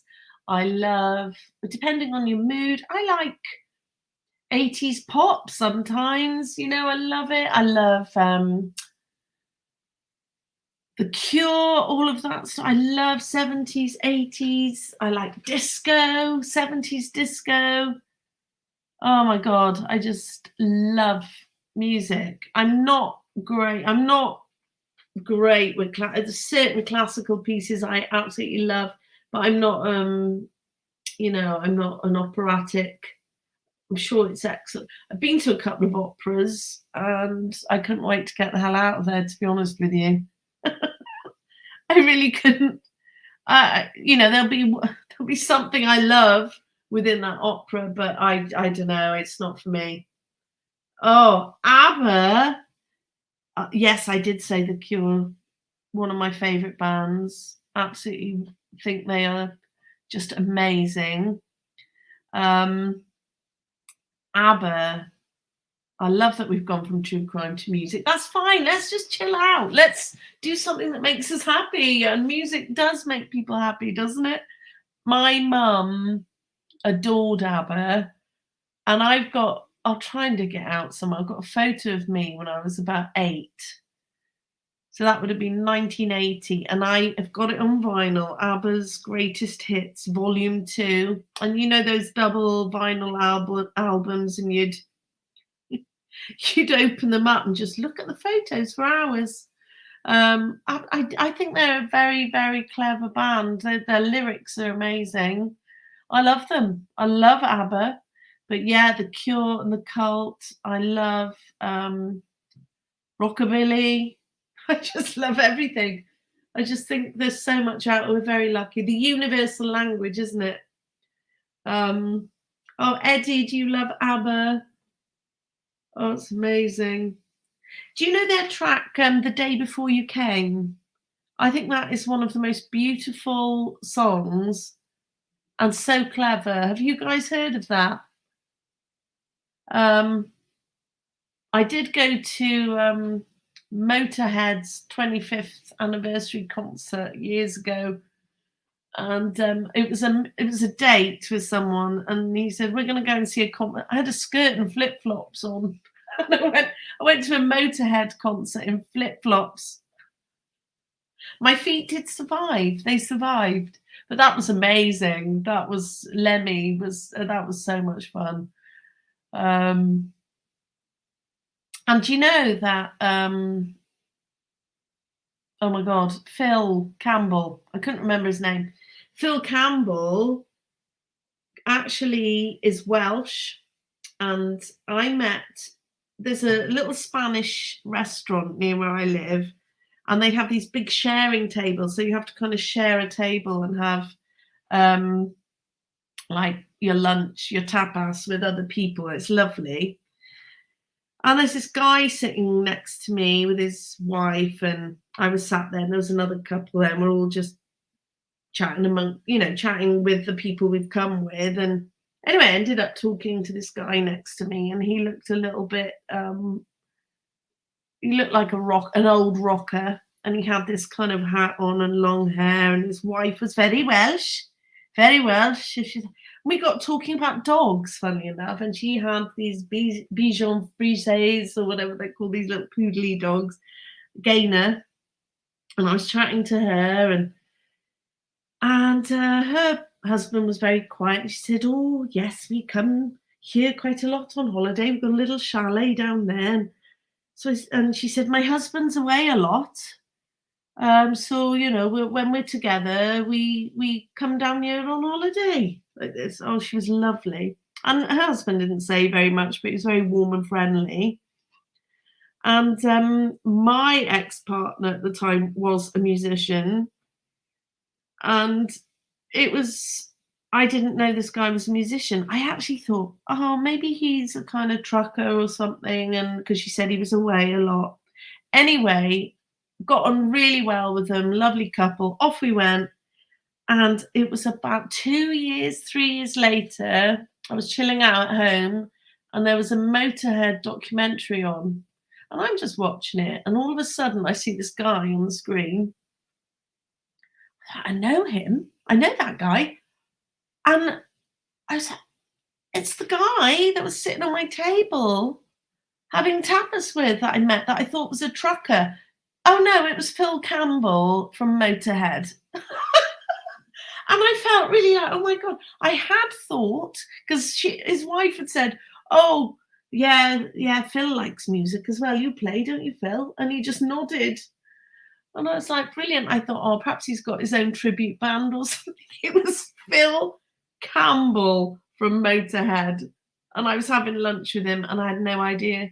Absolutely no idea. I love that story. I love that you can just sit and talk to people and not have a clue who they are. And they're so humble, they don't tell you. So that was hilarious. So yeah, that was great. And I'd already been to their 25th anniversary concert years before. But yeah, I love all music. I really do. Yeah. So Tommy, how often do you get to play live, Tommy?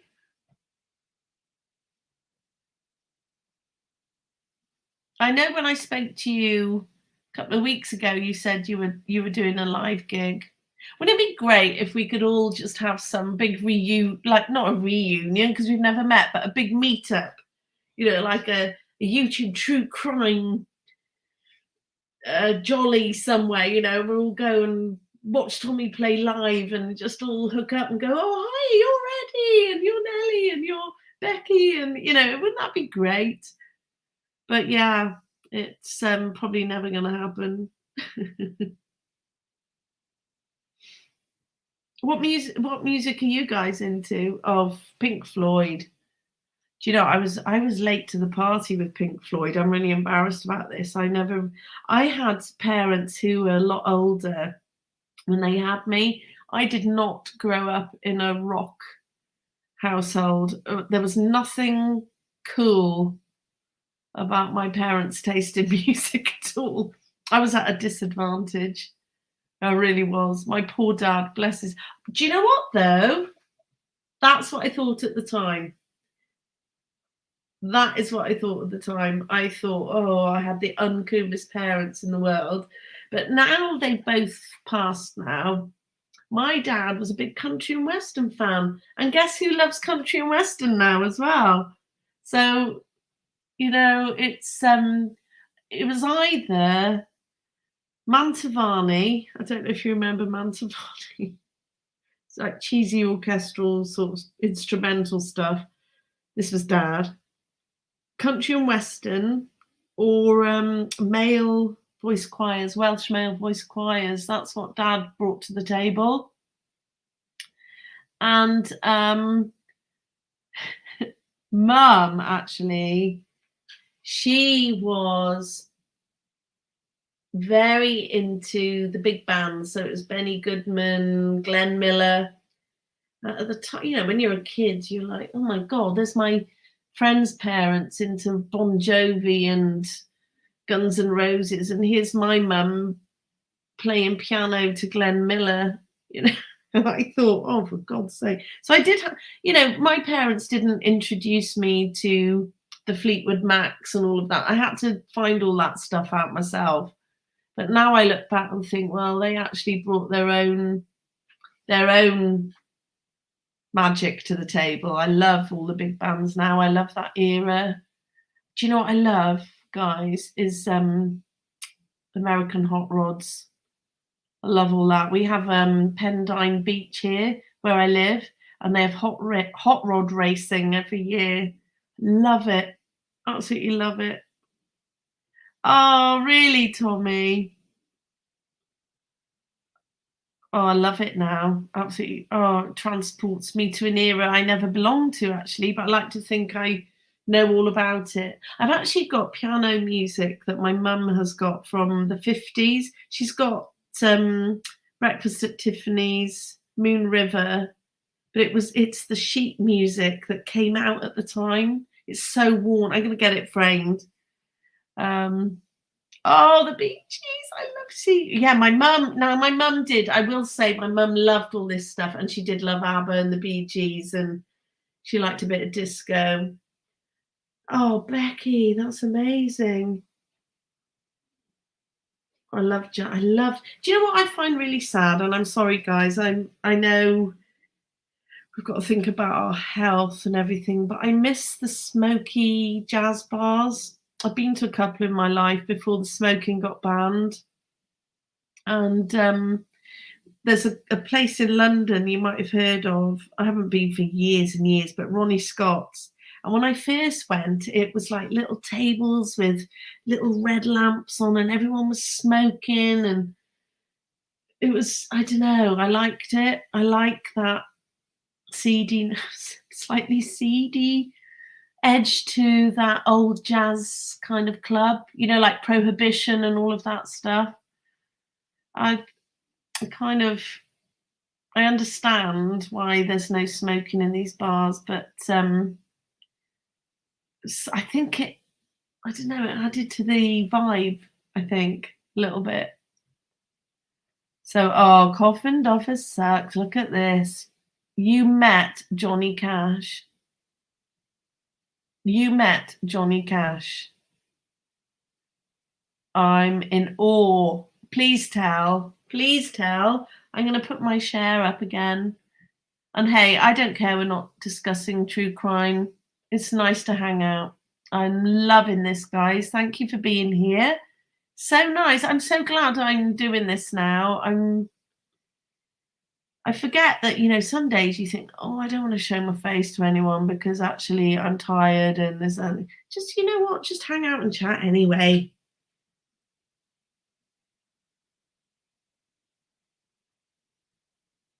The only thing I know about England I learned from Charles Dickens.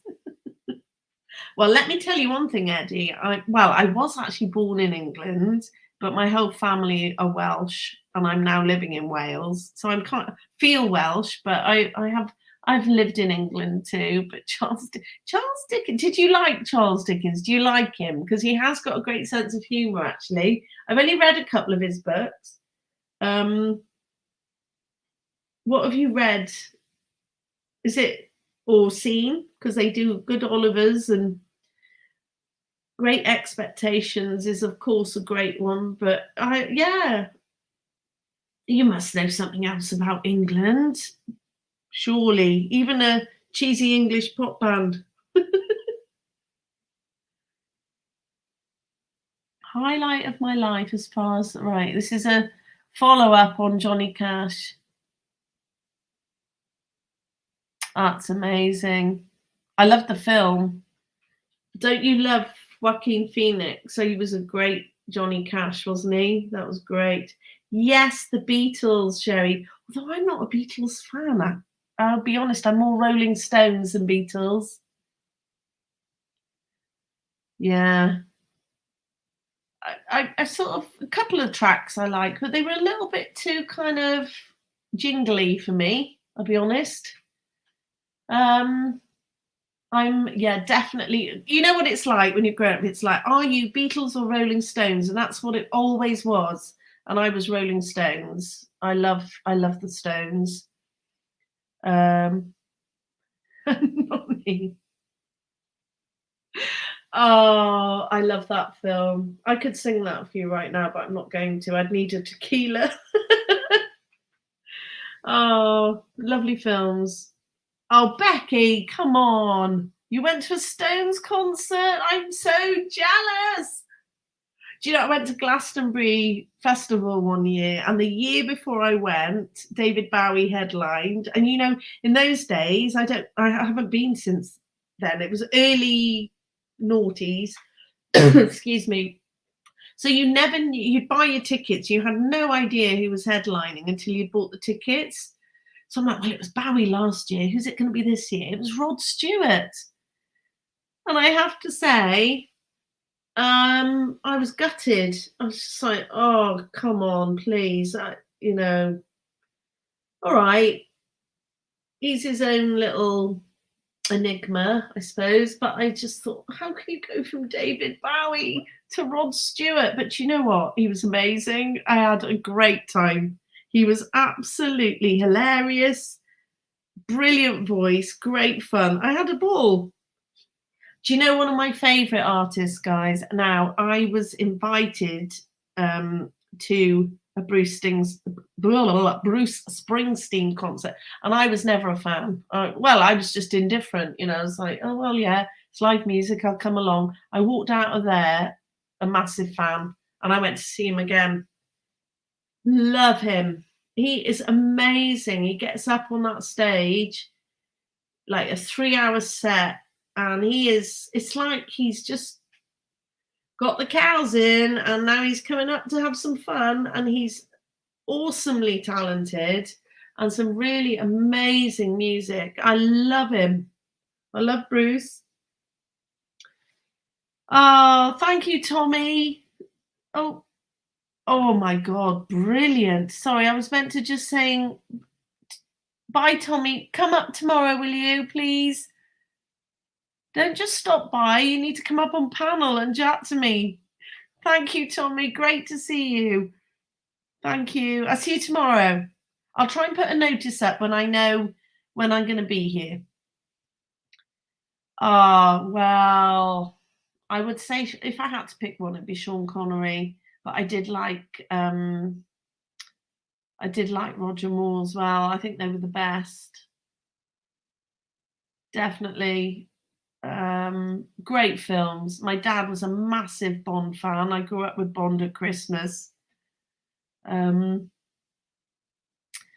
yeah, I Daniel Craig, I think they've changed who Bond was too much. I think the films are great, you know, the ones he's been in. I've thoroughly enjoyed the films, but he's not Bond to me. He's not smooth enough. Sean Connery and Roger Moore were smooth. I just think they were more what Ian Fleming was thinking about, in my opinion. Right, now what's that mean? Grey too. Grey. Well, who's that, Tommy? Who's Grey? Am I missing something? I hope it's not who I'm thinking. It's not that channel you're talking about, is it? Anyway, we'll see. I'm not going to assume. Makes an ass of you and me. Love Alice Cooper, by the way, guys. Whoever said Alice Cooper, was it Batshit Crazy? Did you say that was your first gig? And he was quite bluesy, wasn't he, Alice Cooper? Yeah, Becky, he's brilliant. Definitely, I'm sure he was bluesy in the beginning, and then he went a bit heavier, but he was, wasn't he?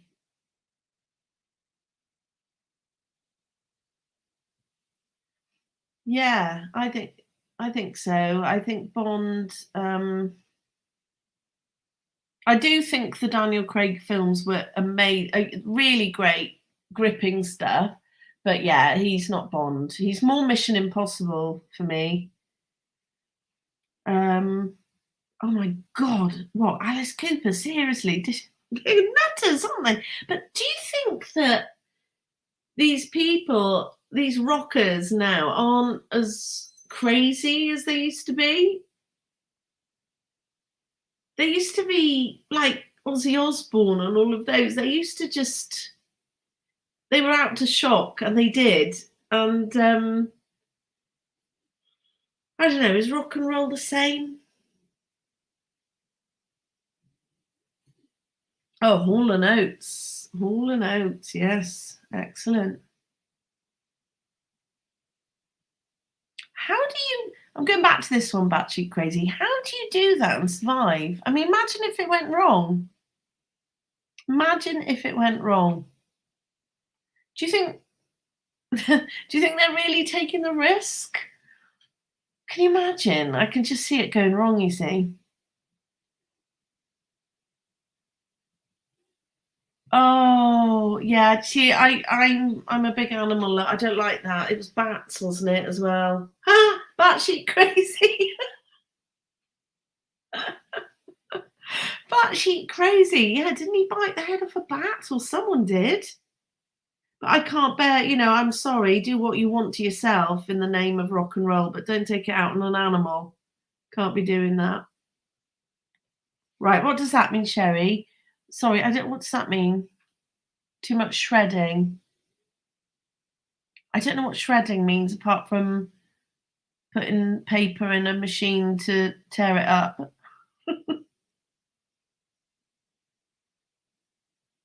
My friend custom stained glass windows. Oh, how lovely. That's amazing. It was, you're right. It was Ozzy Osbourne. Quite right. He's batshit crazy as well, isn't he? I did, in the days of DVD box sets, I did buy the Osbournes and I did thoroughly sort of enjoy it. But they were batshit crazy. I quite like Sharon. I quite like her. I think she's genuine. I think I just remember if you saw the Osbournes, I just remember Ozzy battling with the dogs pooping all over the house. Oh, I tell you what I do. I don't know what you guys think, but I'm also a bit of I quite like a crooner as well. I do like Barbara Streisand. I'm a big Barbara Streisand fan. I love all that. What's the best way of describing Barbara Streisand? Just kind of, she captures an era, the 70s. She's got a 70s sound that takes me back to my childhood. And I remember when I was a kid, I'm a Woman in Love was in the charts. And we both loved it. And we'd lie on the bed together, me and my mum, listening to Barbara Streisand. And it just takes me, music takes you back, music and smells. Oh, thank you. Wild guitar. How do I know? Is that an American term, or am I just pig ignorant when it comes to music? Oh, do you know something? Coffin Doffer sucks. Elton John, one of his first gigs was in my local hometown. Billy Joel, I love him. I love Billy Joel. And Becky, I saw Fleetwood Mac too. I saw them in Earl's Court, London. Christy McVie weren't with them, but I actually went out to, well, oh, here I go again. It's when I did Route 66 on a Harley, but we detoured to Vegas. And I remember all these billboards with Fleetwood Mac on tour, and I was just like, oh, and it just said US tour. And I thought, do you know what? I would fly back just to see them. And then it was in the days when I was earning enough, I could have done that. Long gone. Those days are long time ago. But I remember then I kept an eye out, you know, and they came to London and I got tickets. It was amazing. Absolutely amazing. Christy McVie wasn't with them. And this was, I would have been to see, I can't remember exactly, but somewhere between 2000, 2004.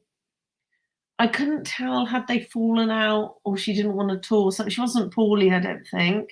But you know what? Sort of out of a respect, they didn't play or perform any of the records that she had sung. And while I would love Stevie Nicks, her voice, and there was something missing. You know, when you think, I adored Stevie Nicks, I still adore her. But without Christy McVie, you realised how important she was as well. You know, you had Songbird was missing, all of those, because they wouldn't play any of the records she sang on. They were amazing.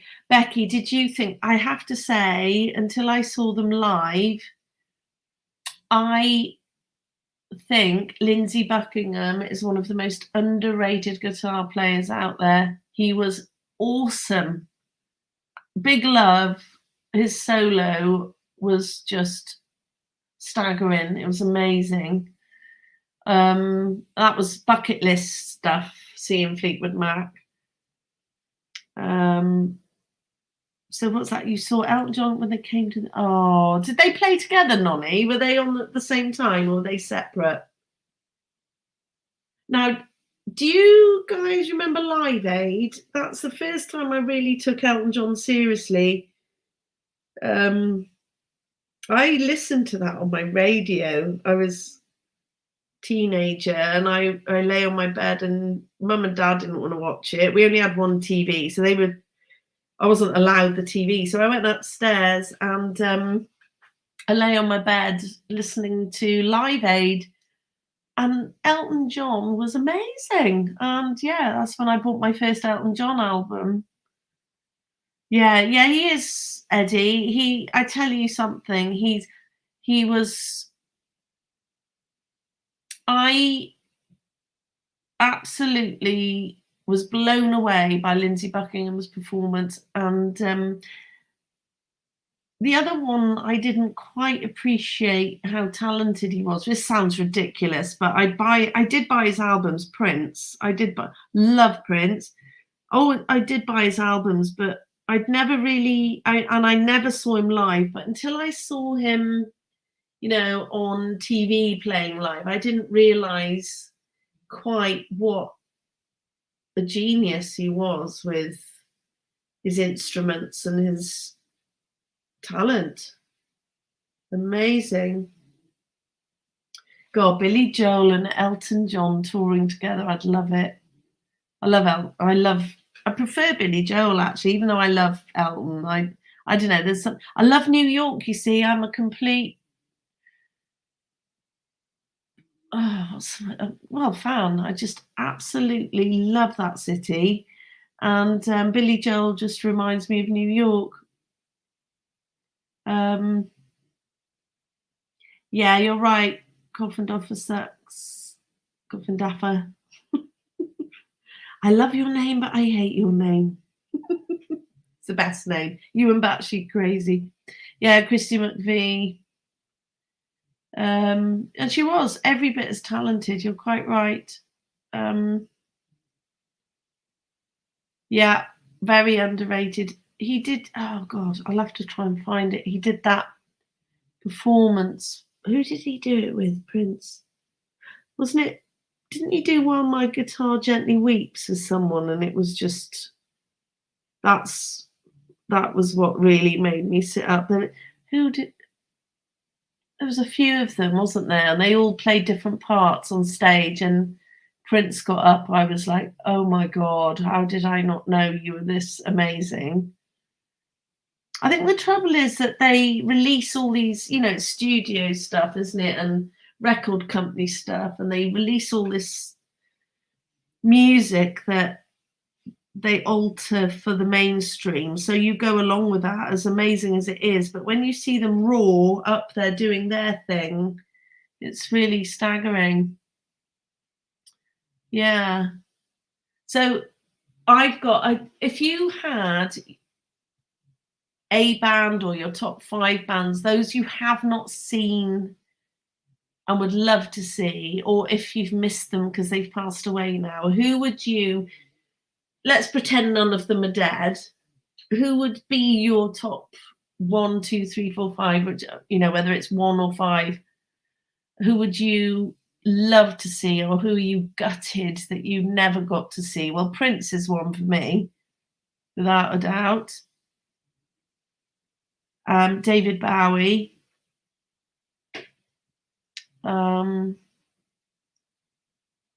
That's where I go blank. It's your turn now. I saw Fleetwood Mac. I've seen The Boss. Even though I didn't know I wanted to see The Boss, I'd love to see him again, actually. Still on my bucket list to see him again. Elvis, of course. Of course. Right, now, Nonny, I'm really embarrassed. I don't know who any of those are. That's really embarrassing. 38 Special, Mother's Finest, and Atlanta Rhythm Section. You got to be the bartender for the night. Amazing. That's fantastic. Neil Diamond, Eddie. I love him. Takes me. Do you remember the jazz singer? I don't know about you guys, but in the UK, when I was a kid, you'd get 2 films. So you'd get, what was it, a double bill. And I went to see, I'm fairly sure. Yes, I remember what happened. My friend, what was I when was Grease out? 78, I think. So I'd have been 6. Now, in those days, there weren't really any guidelines. If you went with your parents, you could watch anything.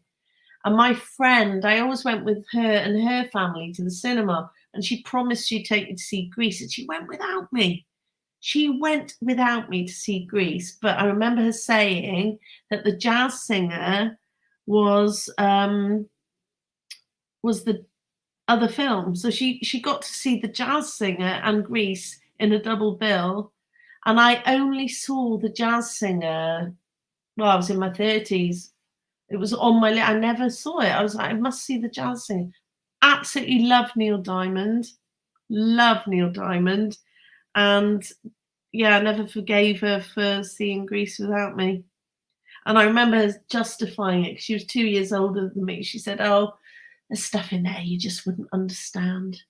And she was right. I probably wouldn't have. But I tell you what, I've shown it to my son already. I'm like, you've got to sit down and watch Grease. Yeah, Percy Sledge. Yeah, it's amazing. Fun fact, not so fun fact, Johnny Cash and John Ritter, Three's Company, died on the same day. Oh my gosh. My sis said I'd be in mourning for months. I made it though. I'm glad you made it. And you're here. That's brilliant. Did you see Frankie? Oh, no way. Now, come on, stop posting. That's amazing. I can see his face now on my Grease Double album. I remember going shopping with my mum. It was my birthday, I think, and she said, "Oh, you're allowed one treat." I said, "Can I get the Grease album, Mum?" And it was £5 and 1978, I think it was. And she said, "Well, if you have that, that's all you're having." I've still got it. I've still got it, and I would always open it up, and I can see Frankie Avalon's face right there. I went to see Jersey Boys in London. That was brilliant. Thoroughly enjoyed that. And I used to have a crush on Elvis. I did. I used to watch all his films when I was a kid. Oh, and I do love Johnny Cash. I tell you who I love as well. Do you guys know? This is so embarrassing that I keep going blank. I'll come back to you. John Denver. Nice. Yes. Why have I gone blank? Bear with me.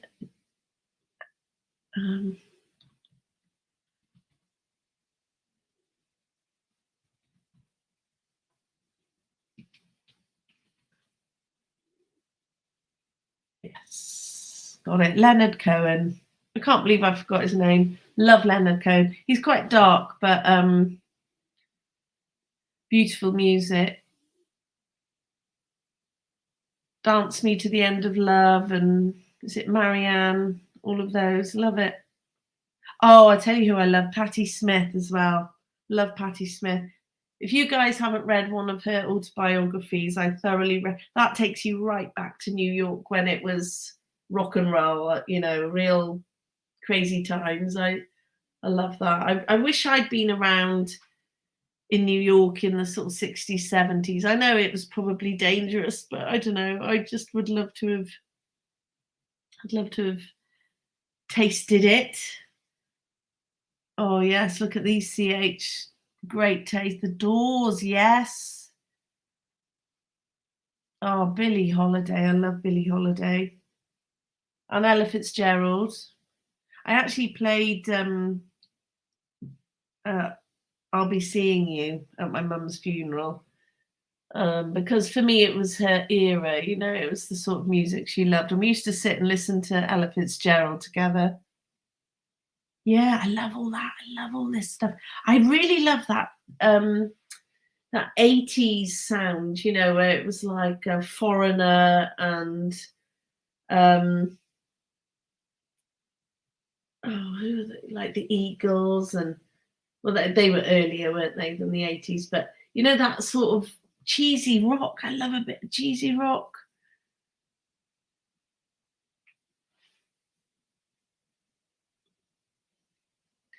Oh yes. Hi, Moonlit Baby. Welcome. Yeah. I think I said in my last live, my friend from Wales, she moved to New York, but I'm talking, when did I go out to see her?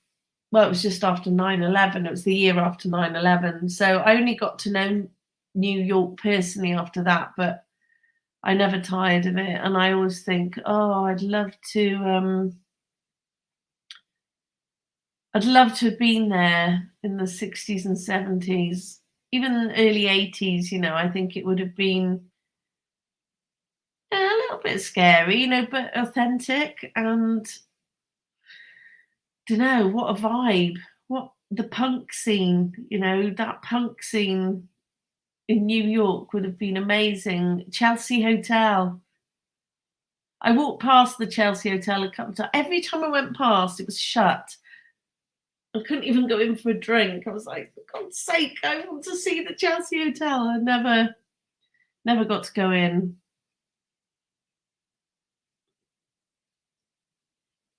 Oh, thanks for the dance. I think I have, but I will revisit, definitely. Definitely. He was completely underrated as well. I think it was Hallelujah, wasn't it, that got him back up to the limelight, as it were. But God, he was a really talented guy, Leonard Cohen. Oh yeah, 80s too, yeah. Oh, I tell you who I have met is Steve Strange. You remember the club promoter, Studio 55 guy who did all the promotion for that? I met Steve Strange. Um, yeah, what a lovely guy, actually. Really lovely guy. I met him in London. He was starting to. I've got a funny story about Steve Strange, actually. Um, he was a bit of a mess, wasn't he? Bless him. But he was so edgy, and he's Welsh, so he's from Wales. Anyway, I met him in London back in 2010, I think, and he was starting to club promote in London again. And bless his heart, he was orange. He had a lot of fake tan on, but very friendly, humble little fella. And a friend of mine had started a band, and she got to know Steve Strange because we had a mutual friend who was quite big in the music industry. And anyway, my friend said to me, who I'm still in touch with, she said, "Oh, Steve needs somewhere to stay, and I'm going away on holiday. So just to let you know, he'll be in my flat for a week."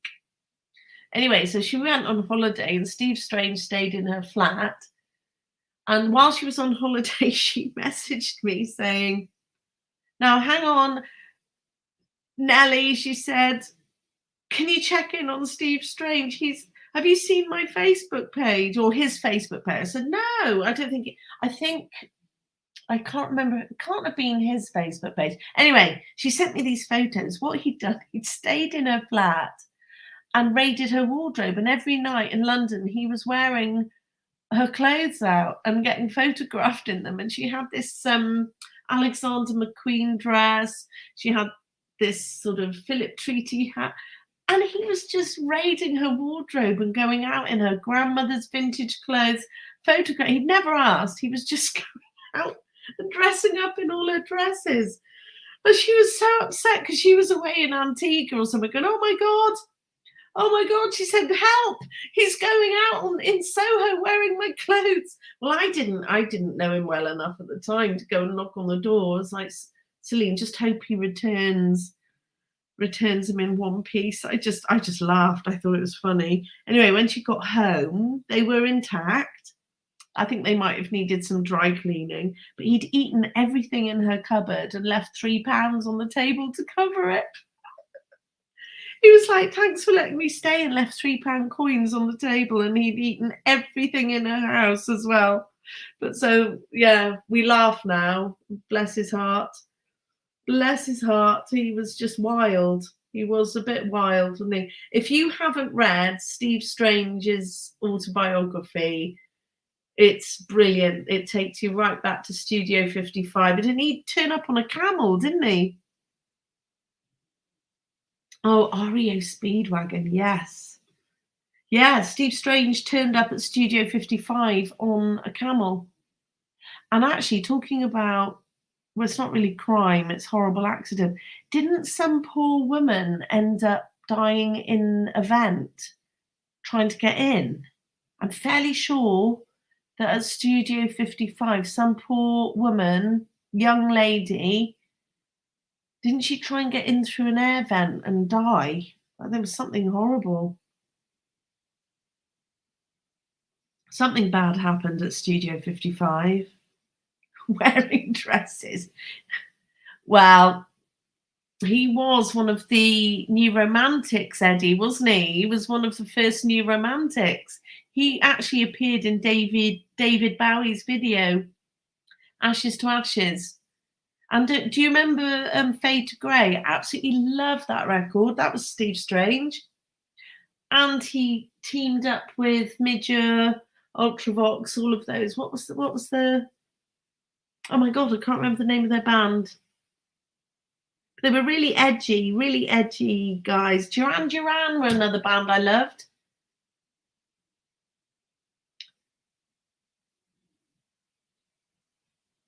Yeah, Cher. I do love Cher. I liked her films as well, I have to say. Well, my son is called Sonny. There's a little bit of gangster and a little bit of Sonny and Cher in that, and a little bit of Kirsty MacColl. I don't know if you guys knew about Kirsty MacColl. She was very British, so I don't know, but she did a great record. It was a cover, I think, but "Don't Come the Cowboy with Me, Sonny Jim." And my son is called Sonny Jim. I love that song, and I love The Godfather, and I love Sonny and Cher. So what better name than Sonny? And he's Sonny James. I was like, I won't embarrass him by calling him Sonny Jim, but obviously Jim is short for James, so he is officially a Sonny Jim. Oh, you actually saw Cher. Wow. Miles Davis. Oh my God, I love Miles Davis. So much good music out there, isn't there? So much good music.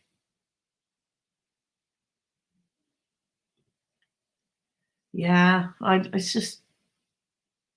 just love any and Sonny Liston. They're just every cool person in the world is called Sonny, so I thought I'd give him a head start. Yeah. But yeah, I do. So my bands that I would love to see that I haven't, whether they're sort of passed away or not, was Prince, David Bowie. Um, I did cover a few. If you get to go to one of these festivals, you do tick a few boxes. I nearly went to see Blondie. I absolutely love Blondie. But she toured again last year, and I thought, oh my God, I got to go and see Blondie. And then I saw like a sort of trailer for it, and I thought, oh, I think I don't blame her for touring. I think it's brilliant, but I think I'd rather keep her in my memory. Do you know? I don't mean to insult her at all. I think she's awesome, but I think she should tour till the cows come home. But I didn't want to go and see Blondie now, as opposed to the Blondie that I loved back then. Do you know what I mean? I don't mean that in an insulting way. I just thought, no, I think I'm going to keep the rock chick the punk chick in my head as I remember. She's not dead. Do you know what I mean? I'm digging a hole here, but that's what I'm trying to say. Anyway, I'd rather have kept Blondie as how I loved her. I hope that makes sense. I loved her. Wasn't she the first? Right, you guys can correct me on this because it's rumor, but wasn't she one of the first rappers, Blondie? Oh, that's good to know, CH. I needed that. I needed that personal recommendation. That's what I needed, was someone to say go, because she's still great. Do you know who I always forget about mentioning, who I really want to see, and I don't think they do anything now, is the B-52s. Absolutely love the B-52s. What a happy band. I could listen. What summer music always makes me happy. Love their stuff. Absolutely love it.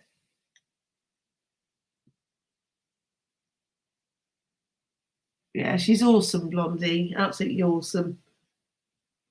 What a beautiful lady as well. Really beautiful and cool. I mean, can just one of the coolest women I think I'm aware of. Just super cool and very beautiful and talented. Rock Lobster, love it. Yeah, love it.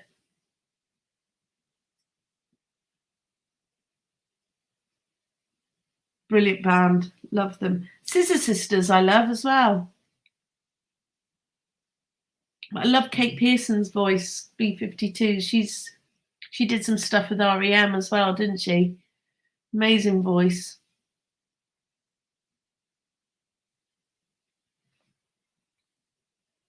Now, okay, who's Linda Ronstadt?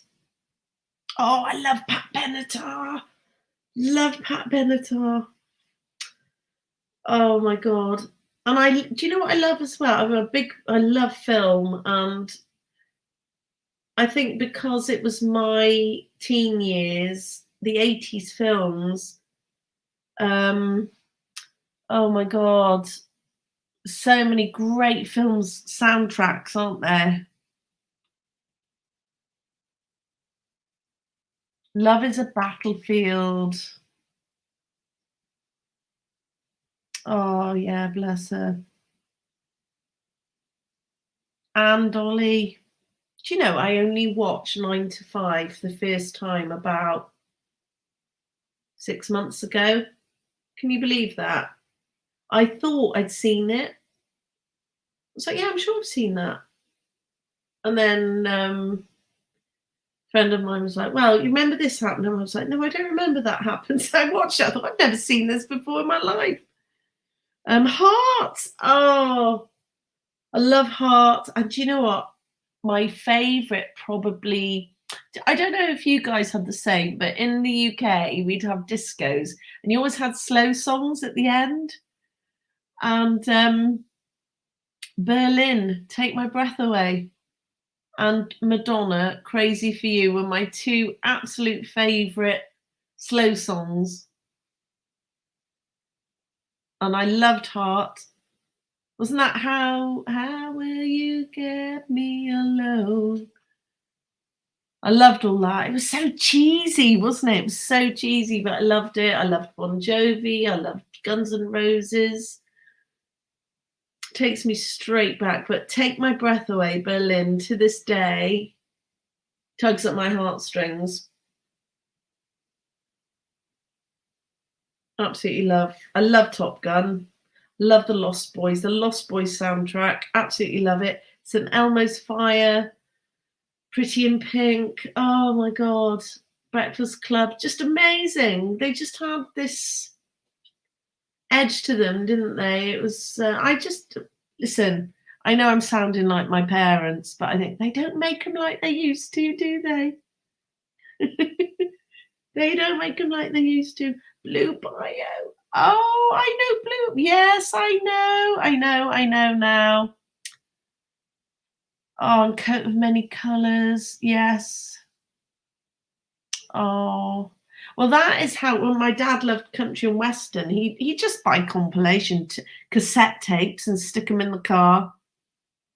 And as a kid, you know, he'd put whatever he wanted on. And I just remember Dolly Parton, Jim Reeves. He loved Jim Reeves. And yeah, I tell you, I think we had some Johnny Cash. I didn't realize how cool it was at the time. Just be like, oh, here comes Dad's country and western again. But now I love it all. I love it. I love America. Absolutely love, love, love, love. In fact, I would love to come back to America and visit some real country and western sort of bars and things. I sort of only got a small taste of that. I'd like to go to proper rodeos and, you know, see more. I could just explore your country for years. I absolutely love it. I've never been to San Francisco. I'd love to go there. I remember Blue Bayou. I do. Yeah, I think Lost Boys and Top Gun. God, I used to. Do you remember those little before you even had CD Walkmans? You know those discs. I had a cassette player Walkman, and one of my first albums was Wham. Cheesy as heck, but George Michael was a great talent, wasn't he? And I had the Top Gun soundtrack, and I could only afford, or I'd get an album for my birthday or something, and I had Top Gun. Oh my god. Played it and played it and played it over and over again. Who did the song? Oh, Nina, that was 99 Luftballons. We called it Red Balloons, Moonlit Baby. 99 Red Balloons. Nina, wasn't it? Nina. She was, I think she was German actually. So I don't think I have a German accent, but maybe it sounds like that to you. to you. I think it's Nina, 99. Yeah, Nina, Nena. I've just checked it out. Nina. But I think Nena. I think it was Nana. I think that's how they pronounced it. Nana, 99 red balloons. And do you remember Four Non Blondes? I used to love Four Non Blondes. I think they were German as well. Yeah, Wham. Do you know my son? My son came back from school last year. He said, "Mum, we've been doing a history class." I said, "Oh, what are you doing?" Thinking he's going to talk about Henry VIII or World War II, the 80s. I remember just thinking, "You're kidding me? It's now history. Of course, it's history." But you know when you think, "Oh, I am officially old." My son, in his history lesson, wrote about Wham. He said, "I like Wham's music. It makes me want to dance." I thought, "Oh my God, this is now history." Oh, Yazoo, amazing. Yeah, loved Yazoo. Oh, that is so kind. Thank you so much. Oh, how sweet. Thank you very, very much. I will come back to the States. I really love America. It's one of my, and you know, it was never on my list. You know, when you think about the world as a big place and you think, well, where do I want to travel to? I was like, well, yeah, maybe one day, whatever. But I tell you something, the minute I think the first place I went to was New York, fell in love with it, never fallen out of love with it. Then I went to Boston and then I did Route 66. There's nothing, I just wanted to keep going back. And I love that about travel. The places you think you're not going to particularly be into. I didn't know why. There was no reason. It wasn't on my bucket list. You know, I just thought, well, I'd like to perhaps do South America. That might interest me more. Oh my God, I loved North America. I loved it, loved it, loved it. Well, I guess that might come, Eddie. That might come, but I get he was 7. He's 8. He's 8 on Monday, but yeah, last year it was the 80s. Maybe it was a gentle introduction to history. But it was just a shocker. You know, you think, oh, it's like, oh, you've been learning about Wham. He's like, yeah, in history. As I gently weep into my napkin. Oh, that's my history. Nonny.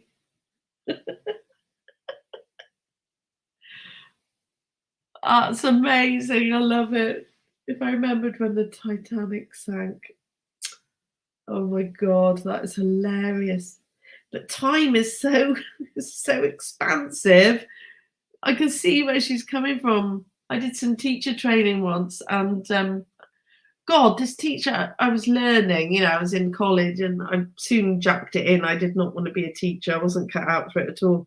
But she put me on the spot and said, "Can you teach them after break? Can you teach them about Stonehenge?"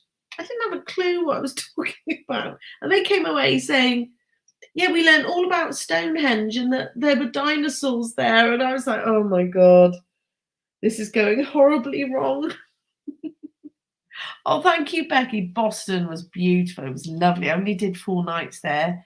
It was amazing. I went skating. I went in February. I remember that. Berlin's song, No More Words. I don't know that song. See, I just went with the mainstream one, I'm afraid. But I will actually check that out, definitely. Yeah. So there we are, guys. I think I'm going to call it a day now. I have thoroughly enjoyed my Saturday night with you. I guess it's sort of early.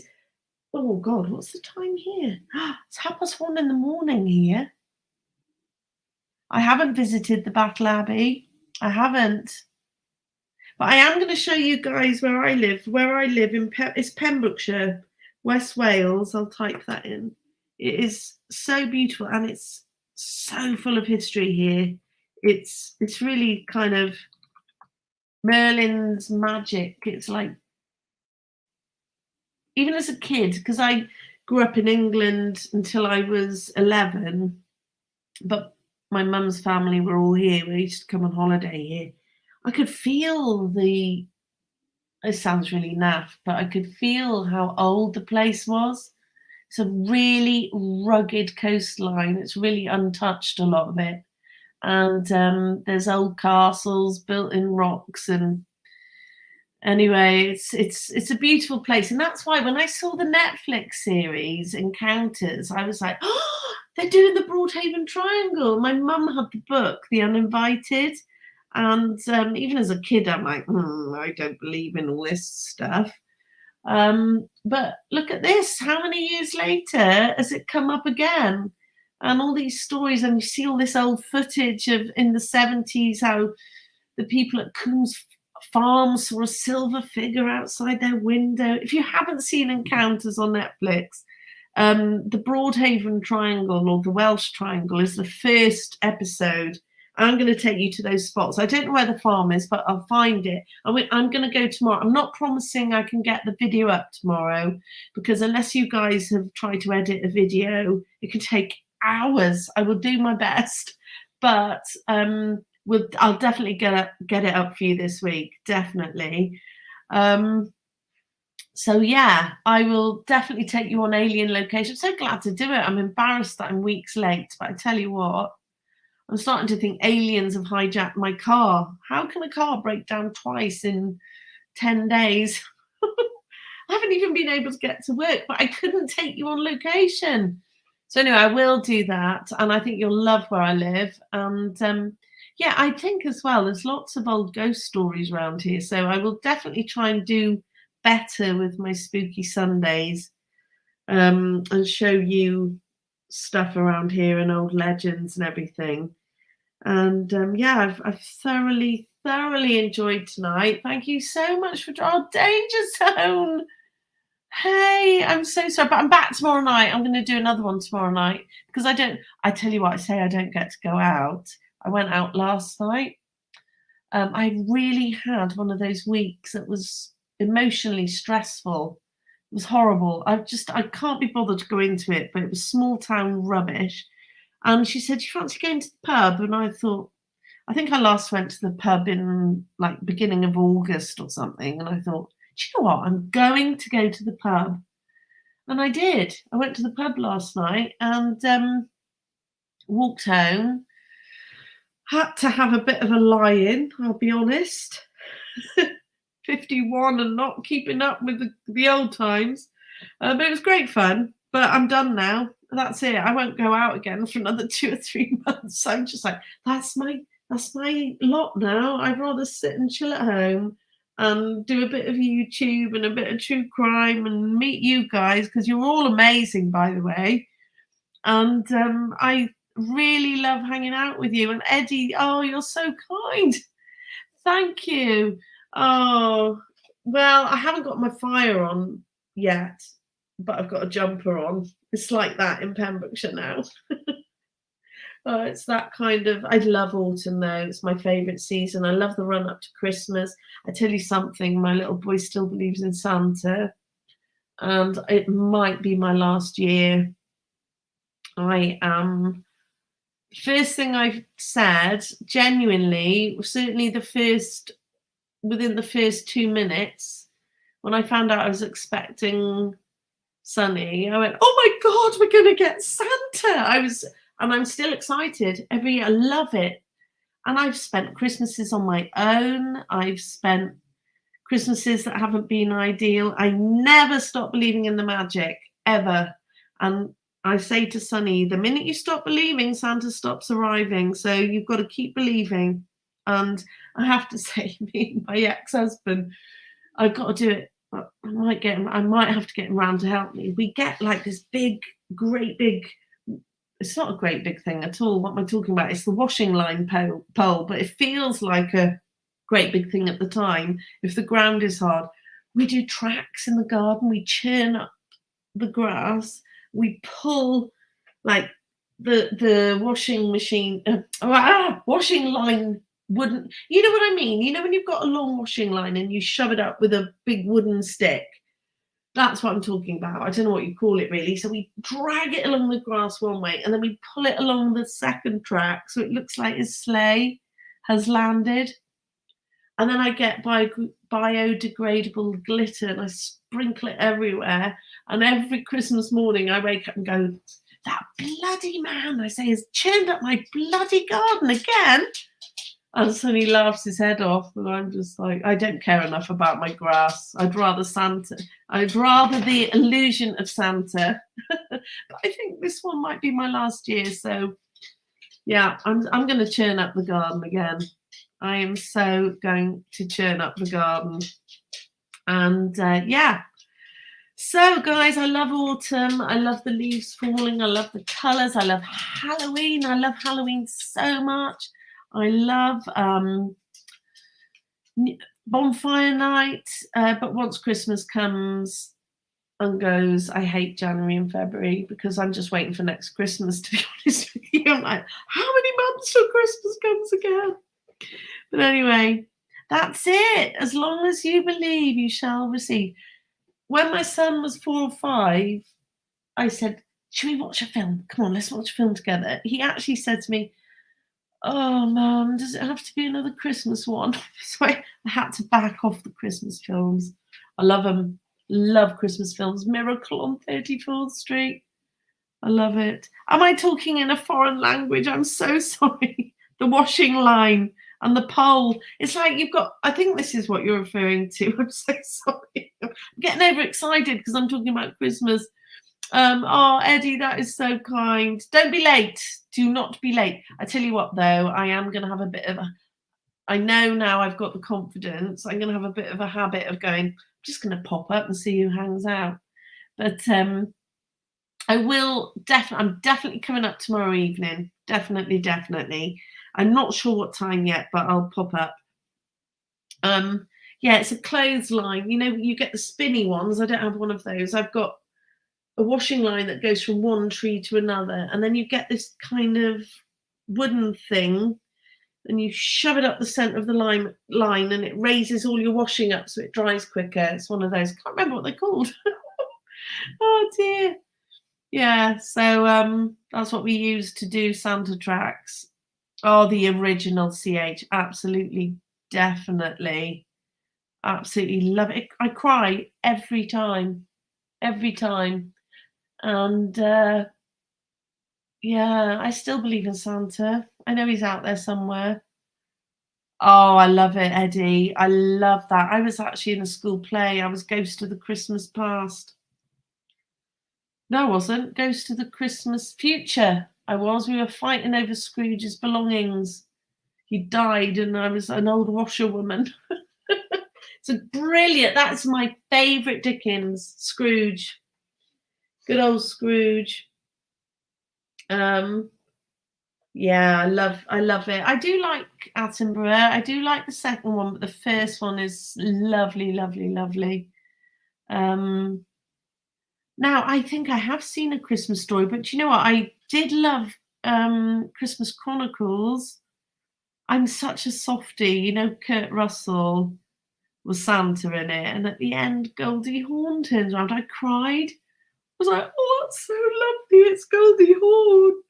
And she's there with Kurt and she's Mama Christmas.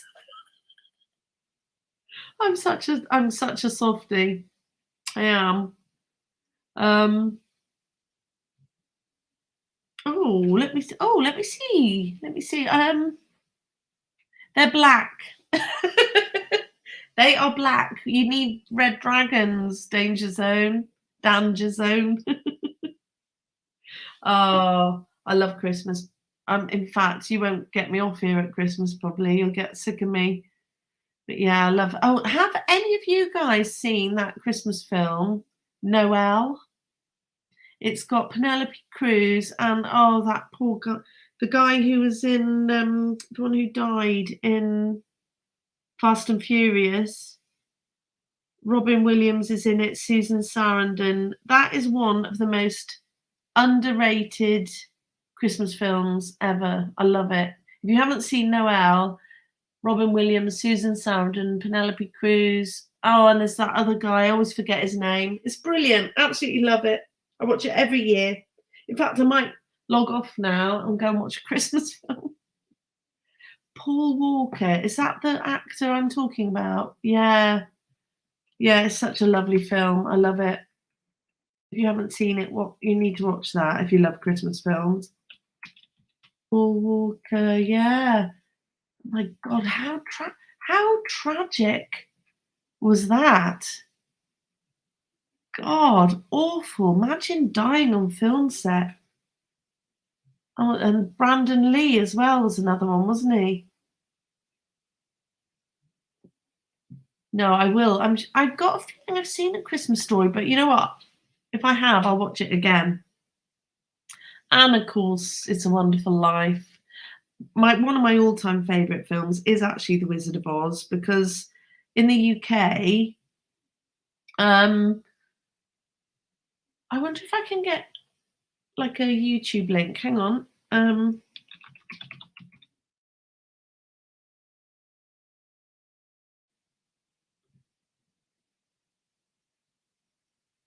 Bear with me, guys. Right, I don't know how links work actually. There's Alan Arkin, Paul Walker, Penelope Cruz. It's just Robin Williams. It's just really a, a really beautiful, thought-provoking film. Hi, Kerry. I'm about to go in a minute. Bless your heart. That's the Wikipedia. Don't read it all, obviously, because there'll be like a spoiler alert show.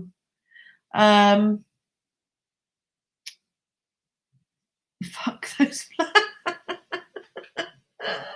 Well, this is interesting because when my little sorry, I keep going on about my little boy, but it's just a film thing. He wanted to watch the Emoji Movie. I was like, great. But anyway, it's like, I love sitting down watching films with him. Anyway, he got bored within sort of 20 minutes, half an hour. And he said, Mum, what's your favourite film? And I said, The Wizard of Oz. I said, do you want to give it a go? He went, yeah, let's give that a go. He sat through the whole thing. And the other one he sat through was the original Annie. He said, let's try that, Mummy. He watched all of Annie and absolutely loved it, and The Wizard of Oz. And yet, modern films, he gets bored really, really quickly. I think that says a lot. But fuck those flying monkeys. They were scary, and so was the witch. I was genuinely frightened of them. I really was. But please watch Noelle. It's got a little bit of oh, love it. It's got a little bit of it's sort of got a bit of reincarnation about it, and it makes you question things, and it's very moving. It's basically, without us giving it away, it's a bunch of people, and they've all got different stories, but their stories all become linked. They all become entwined without realizing it, and I absolutely love it. And yeah, Eddie, Wizard of Oz. Oh my God, Robert Powell. I remember that. He had the most amazing. I just thought for many years that Jesus looked like Robert Powell. Basically, Robert Powell was Jesus. I can't believe you've seen that, Jesus of Nazareth. It was on every Easter in the UK, and Wizard of Oz was on every Christmas. And every Christmas I had to watch it. And I think that's why I love it so much, because it just takes me back to being a kid. I love it. Oh, Love Actually. Love Actually. It's the sister with her brother gets me in that. It's such a sweet film, isn't it? And of course, that bastard buys the secretary a bloody necklace.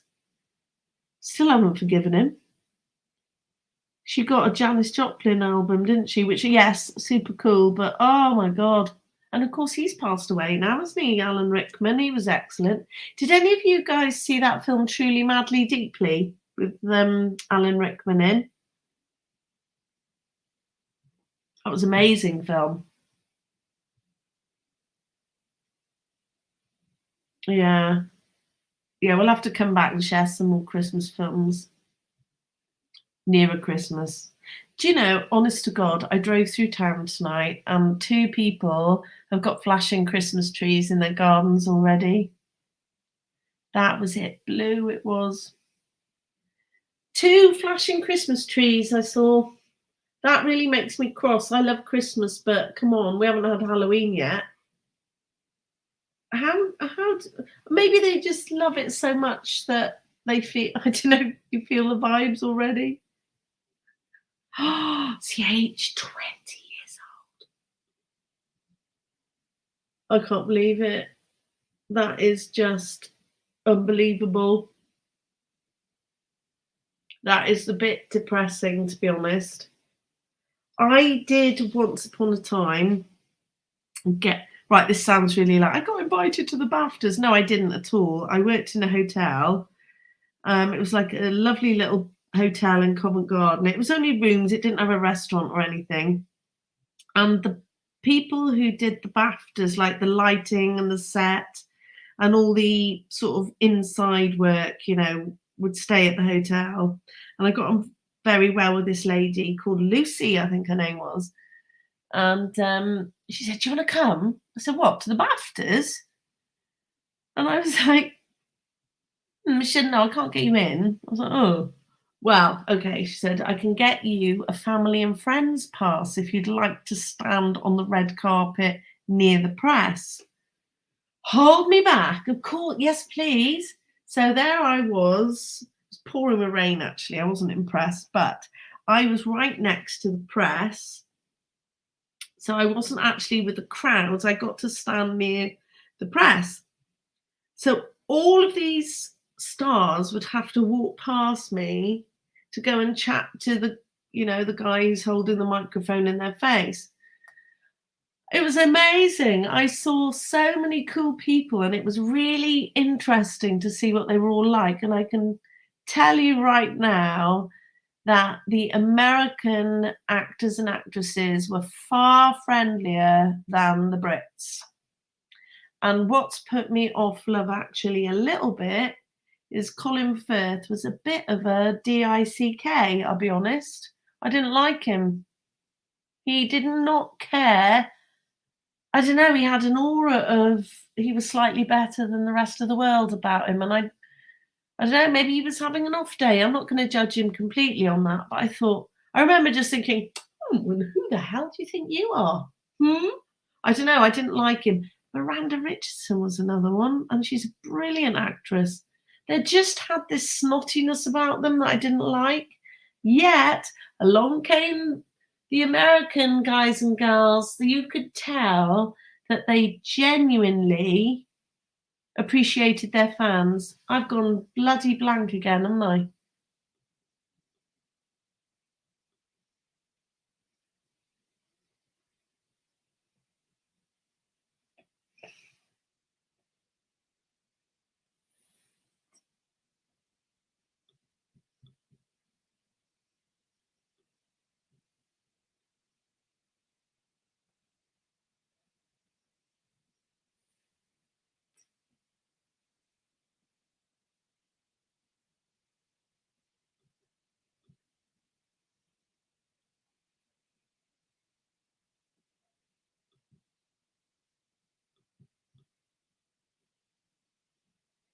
Oh my god. I don't know if you guys can hear me, but I've frozen.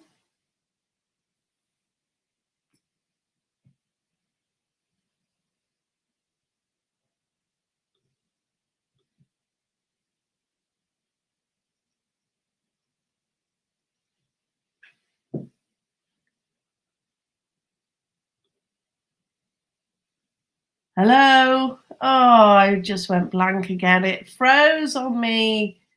Froze on me. I don't even know where I got to. Um, I was doing the BAFTAs. I just looked at the screen and thought, oh, I just think did I talk to you about Colin Firth? I'm going to sneeze now. excuse me, please. I think anyway. I'm just going to quickly. I'm going to sneeze again. This is when. Why didn't it freeze when I was going to sneeze? Here we go. No, I think I'm okay. Oh, I'm so you're so kind. Thank you. Just wish someone would come up and chat with me sometime. You know, guys, you're going to have to come and join me at some point. But thank you, Kerry. And Danger Zone, thank you. Thank you. Yes, the kindness of the Americans, they were so different, CH. So we had Colin Firth, Miranda Richardson, Helena Bonham Carter, well, just did not want to even look at us, you know, us commoners, not interested. However, Tim Burton came. I had a guy next to me who was part of the press with a mic. He was so lovely, and yet I don't think they got married, did they? Helena Bonham Carter and Tim Burton. I think they were partners. I might be wrong. But Tim Burton came across as this really humble, bubbly, lovely guy, more than happy to talk to the press, excited about his film, while his missus just sort of turned on her heel and swanned off, as did Colin Firth and Miranda Richardson. And then we had, oh, I love her, Annette Bening. She just stood in front of us all, grinning, smiling, saying hi to everyone. We had Samuel L. Jackson. I'm standing there thinking, oh my God, it's God. It's God. And he's standing right in front of me. But he obviously had a touch of OCD because he did not want to touch anyone's hands. He's like, no, I don't do that. I don't touch hands. And I was pleasantly surprised that Sir Paul McCartney was quite friendly. I thought he was going to go the other way, but he did autographs and was very nice. And so those were the ones that stood out to me. It was the year that Black Swan, I think, won some awards because Natalie Portman, I think, was expecting a baby and didn't turn up. It was that year. I can't remember who else I saw, but all the American guys and gals were lovely. Guys and gals, ladies and gents. The Brits were just the other nice Brit was Emma Watson, who plays Hermione Granger in Harry Potter. She was very nice. The rest of the Brits, well, we could have been aliens for all they knew. So there we are. We've done music, we've done BAFTAs, we've done Christmas films, we've done a bit of true crime. Seems like a distant memory. I think I've done all the stories now, though. That's the trouble. I'm probably going to have absolutely nothing else to say next time. We're gonna have to get back to true crime. Was it two? Yeah, that's it. That would make sense. 2011. Wow. Oh my God, 12 years ago. Time's going a bit fast, isn't it? Right, guys, listen, you know what? It's 5 to 2. I was going at 1:30. It's now 4 minutes to 2 in the morning. I have got a little bit of a lie-in tomorrow, I like to think, but my dogs get me up really early.